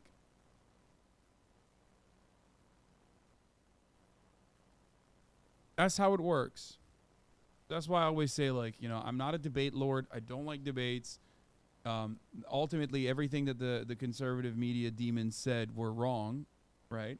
But it doesn't even fucking matter. The average U.S. pundit is dumber than the average citizen of the global south. Sure, fine. But ultimately, it doesn't matter because, like, no matter how smart you are, no matter how intelligent you are, no matter how much information you have, okay, you still can't overcome rhetoric, okay? The argument I make all the time is the same. Ben Shapiro could probably fucking make it seem like he won a debate against someone who is a climate scientist. If that climate scientist is like a little nervous, anxious, okay, not very skilled in a pressure situation, that's it. That doesn't mean that the climate scientist is wrong and Ben Shapiro is right. It just means that he can confidently make it seem like he's on the correct side of an argument. Okay? These conversations around consent. Sydney, I saw your hand up. So when the Me Too thing was unfolding, I was initially like, great, I love the idea of women being able to speak out. What's been really disappointing, I suppose, for me, post-Me Too, as we're calling it, is that, and especially as someone who's sort of on the right wing of politics, I think that a lot of the experiences of women on the right get a bit trivialized because there is a lot of politicizing of sexual assault. So when something legitimately happens on our side of the table and someone tries to speak up about it, there's almost an automatic disbelief. And I understand why. It's because of the believe all women type of stuff that came out of the Me Too movement, that a lot of us were like, wait a minute, no, people do use these situations for gain. People do make things up. People do lie. But it is sad to watch it happen. It makes me sad that we're here. Jordan?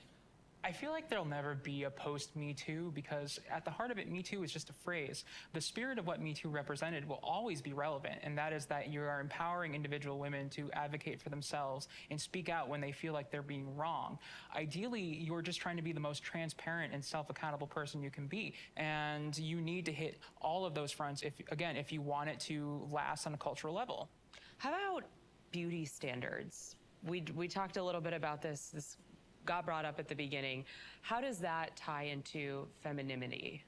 Sorry, I'm very into this idea because I do think it is one of the larger intersections that just doesn't get very discussed, which is, like I was talking about before, barriers and friction are placed up around bodies. And the fatter I get, the older I get, the less people will listen to me, the less value I will have for society. So, you know, I'm already starting out as a woman with no legs. If I had something on my face, I have my beauty. That's one of my privileges. I have my whiteness. That's one of my privileges. I used to have thinness, and now I'm getting fatter. Things are changing. And I think every single time that we talk about feminism, pretty privilege should be discussed because we have these ideas. If your skin tone is this, if your hair is this, if your body looks like that, it's about whether or not you are given an equal opportunity based on what you look like. I saw it. I think a lot of times the women that complain about beauty standards don't complain about them when they got privilege, when they were young and attractive and thin. So it's like, yeah, you're complaining when the privilege is gone, but privilege is invisible to those who have it. And women, it's a privilege. And men don't turn 18 and get looks that we get. As a Black woman, one of the most integral parts of the beauty conversation has been colorism. I'm a dark-skinned Black woman, proud of it and proud of being myself. For the most part, I did not, why am I gonna cry about this? I did not grow up thinking I was beautiful because I was that. And I think in the black space, we have these conversations, but I think I'm glad to bring it up because I think feminists actually really should be part of the colorism topic, because colorism is not just shades within being black, it's shades because they're, again, the beauty standard is the closer to whiteness you are, the more beautiful you are. I think it's something that if more people in different shades, particularly white women, because of knowing that standard, and we work together on that, then we have a lot, I think, something we can unify on, but also something that we can make strides in right now that I'm just not seeing. And it's only, again, that's why people feel like you have to be a black feminist, because it's a topic that only really black feminists are talking about because it deals with being black. How do beauty standards make you feel, Morris? I mean, kind of what you're saying, Antonia, as a Black Latina woman in my community, right? Like, I grew up and I was ugly, right? Like, that's what I was considered. I was not considered beautiful. Of feeling ugly, but also being told I was, right, had a lot to do with what is believed in my community, right? Colorism is one of them. And so to say, I'm gonna redefine beauty for myself, and to say, I own myself, and I get to decide what's beautiful, right? And I get to decide what I wanna wear, and how I wanna wear it. And I don't need to, right? It's almost a repelling, right? Like, I'm like, no, you know what? I am beautiful. I'm gonna do what I wanna do, and I'm gonna feel myself, because if no one else is gonna feel me, it's on me to feel me too. I gotta say though, I did grow up being referred to as very beautiful for a woman with a disability. And that to me always fed this idea that disability doesn't mean beautiful. I am in some form of exceptionalism, which I then had to keep up with forever. So it's like, I got this thought as I started to age, like, you can have no legs, but you better not fucking get fat. And so this idea that, like, there are certain people who are beautiful and certain people who aren't, and that inherently holds value is, I think, you know, find it in yourself, yes. And Jordan? Beauty standards are toxic bullshit hierarchical nonsense. And I say that as someone who has spent over a year collectively of my life in eating disorder institutions, because I have tried to put my body through hellish things to meet these beauty standards, which more often than not are not based in reality. They're typically trends, they're created to push things, they're extremely useful for marketing, but they don't serve anyone's health, they don't serve anyone's self-esteem. They only act to try and tell us that there's a allegedly right way to have a body, and if you don't occupy that space and have that body, then you're a piece of shit, which is absolute nonsense. And there are way too many women, and all of a sudden the centrist is an anarchist. To be fair, she also wasn't, though, on other issues that pertain to her existence in a weird way.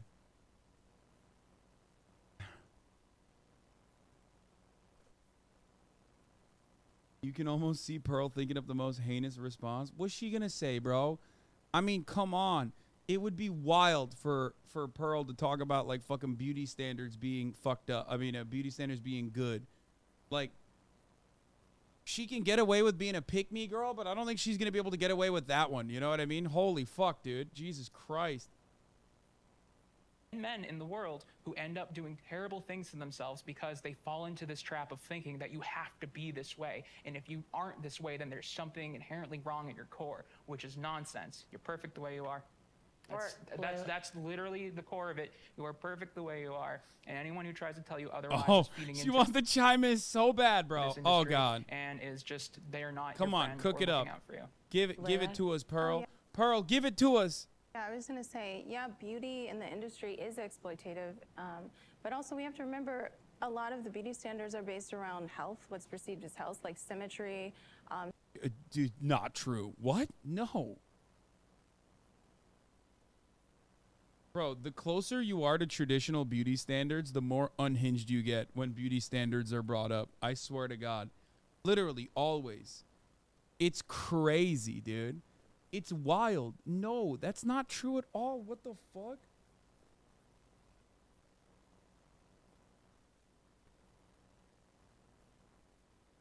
even symmetry is not like even remotely true. Have you seen A24 movies? Like, what the fuck? The more you look like an alien, the better play you get. He's like, beauty standards are all about symmetry. I've never been to Europe, so I have no idea. I sure hope it's not different over there. Okay? Have you seen a woman in Europe? A man in Europe?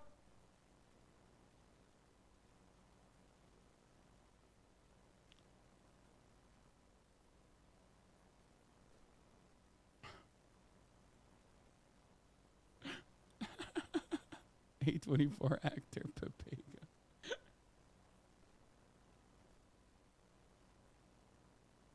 Also, it's so funny to say like health is what dominates beauty standards. When you think about like what the expectations people had of like women's bodily standards in like the 90s, when it was literally like you have to be one sandwich, like one missed meal away from death to be considered sexy and have the perfect body. Okay? That shit was crazy. Like, they literally were like, if you miss a sandwich appointment, you're fucking dead. That's hot. I'm so turned on right now. What the fuck? Certain weights, things like that. So there is that side where we have to balance it, and I think we're seeing so much more representation, which I think is incredibly important. Well, I just think that, like, if women really cared about beauty Back standards... in the day, beauty standards were literally like, if you are... I want women to be so skinny that they can't have a period. That's when it's hot, okay? That's the best beauty standard. Classic health. Like, arguably, I would say that, like, a little bit thicker, becoming more normalized is unironically healthier than that, okay? Straight up, it's true. Many of you have no fucking clue, and you're thinking, oh, my God, that's so, I can't believe you said that, huh? Whatever. But, like, that's true. If you're so skinny and starving that you literally can't even have a fucking period. Well, I just think that, like... We're all right, let's hear what she has to say, though. I'm excited. Incredibly important.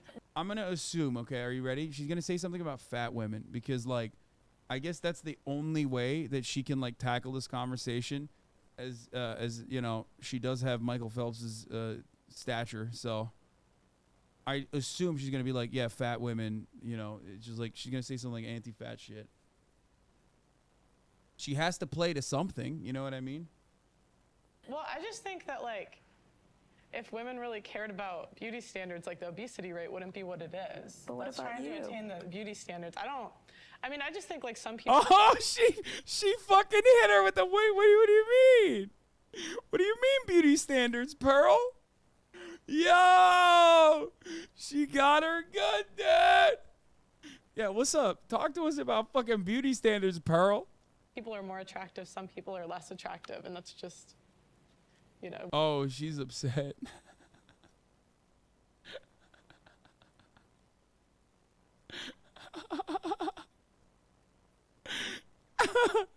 She said, what do you mean?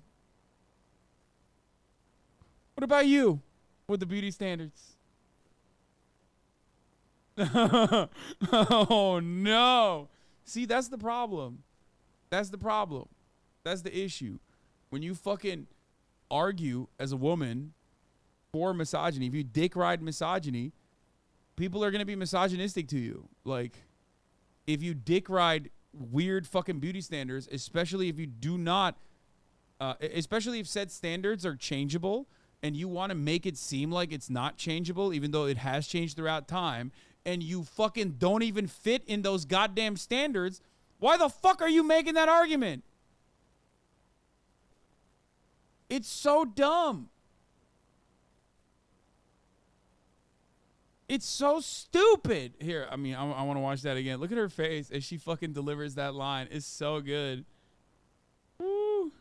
If women really cared about beauty standards, like, the obesity rate wouldn't be what it is. But what Let's about try you? to attain the... She said, but what about you? Yo! She cooked her, dude. Oh my God. They had to get a close up of her face. Beauty standards. I mean, I just think like some people are more attractive, some people are less attractive, and that's. You see her soul get sucked out of her body when she got hit with the says you.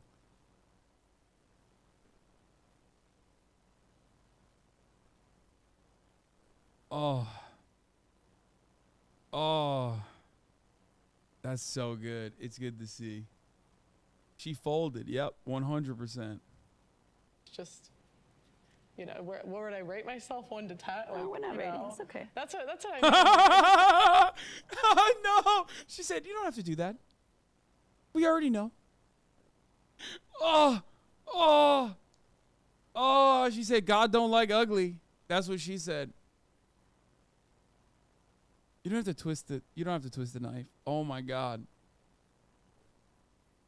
I think like some people So are more if you attractive. are overweight, you don't care about beauty standards. Well, Is that 'cause right? like the point is that the beauty standard is thin, right? Your Yeah, standard? but obesity comes from men and women, though. Yeah, you're right. That's true. But I'm saying if women really wanted to fit the beauty standard, they would be thin. I know, from my experience as well, is growing up again in a mostly white neighborhood but I was always comparing myself to literally other people who have a different body type, but I was considered other or to something because it didn't conform to that body type. When that same body type became popular with I think she literally lost the plot. Like, she got cooked so hard, she unironically had nothing left in the tank. Like, she was 1 HP, okay? She was 1 HP, and it fried her. She was like, the beauty standards, if they were skinny, women would conform to them, right? Is the argument that if beauty standards were real, why would you choose to be ugly? Am I getting that right? I don't even know. I've lost the plot. I got so involved with that incredibly effective counter that kind of made this entire video worthwhile to watch.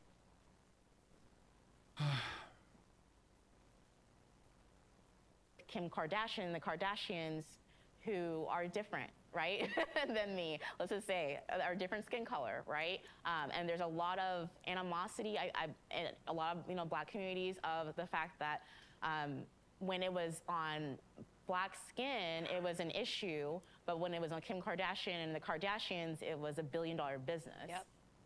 Our time together has almost come to an end.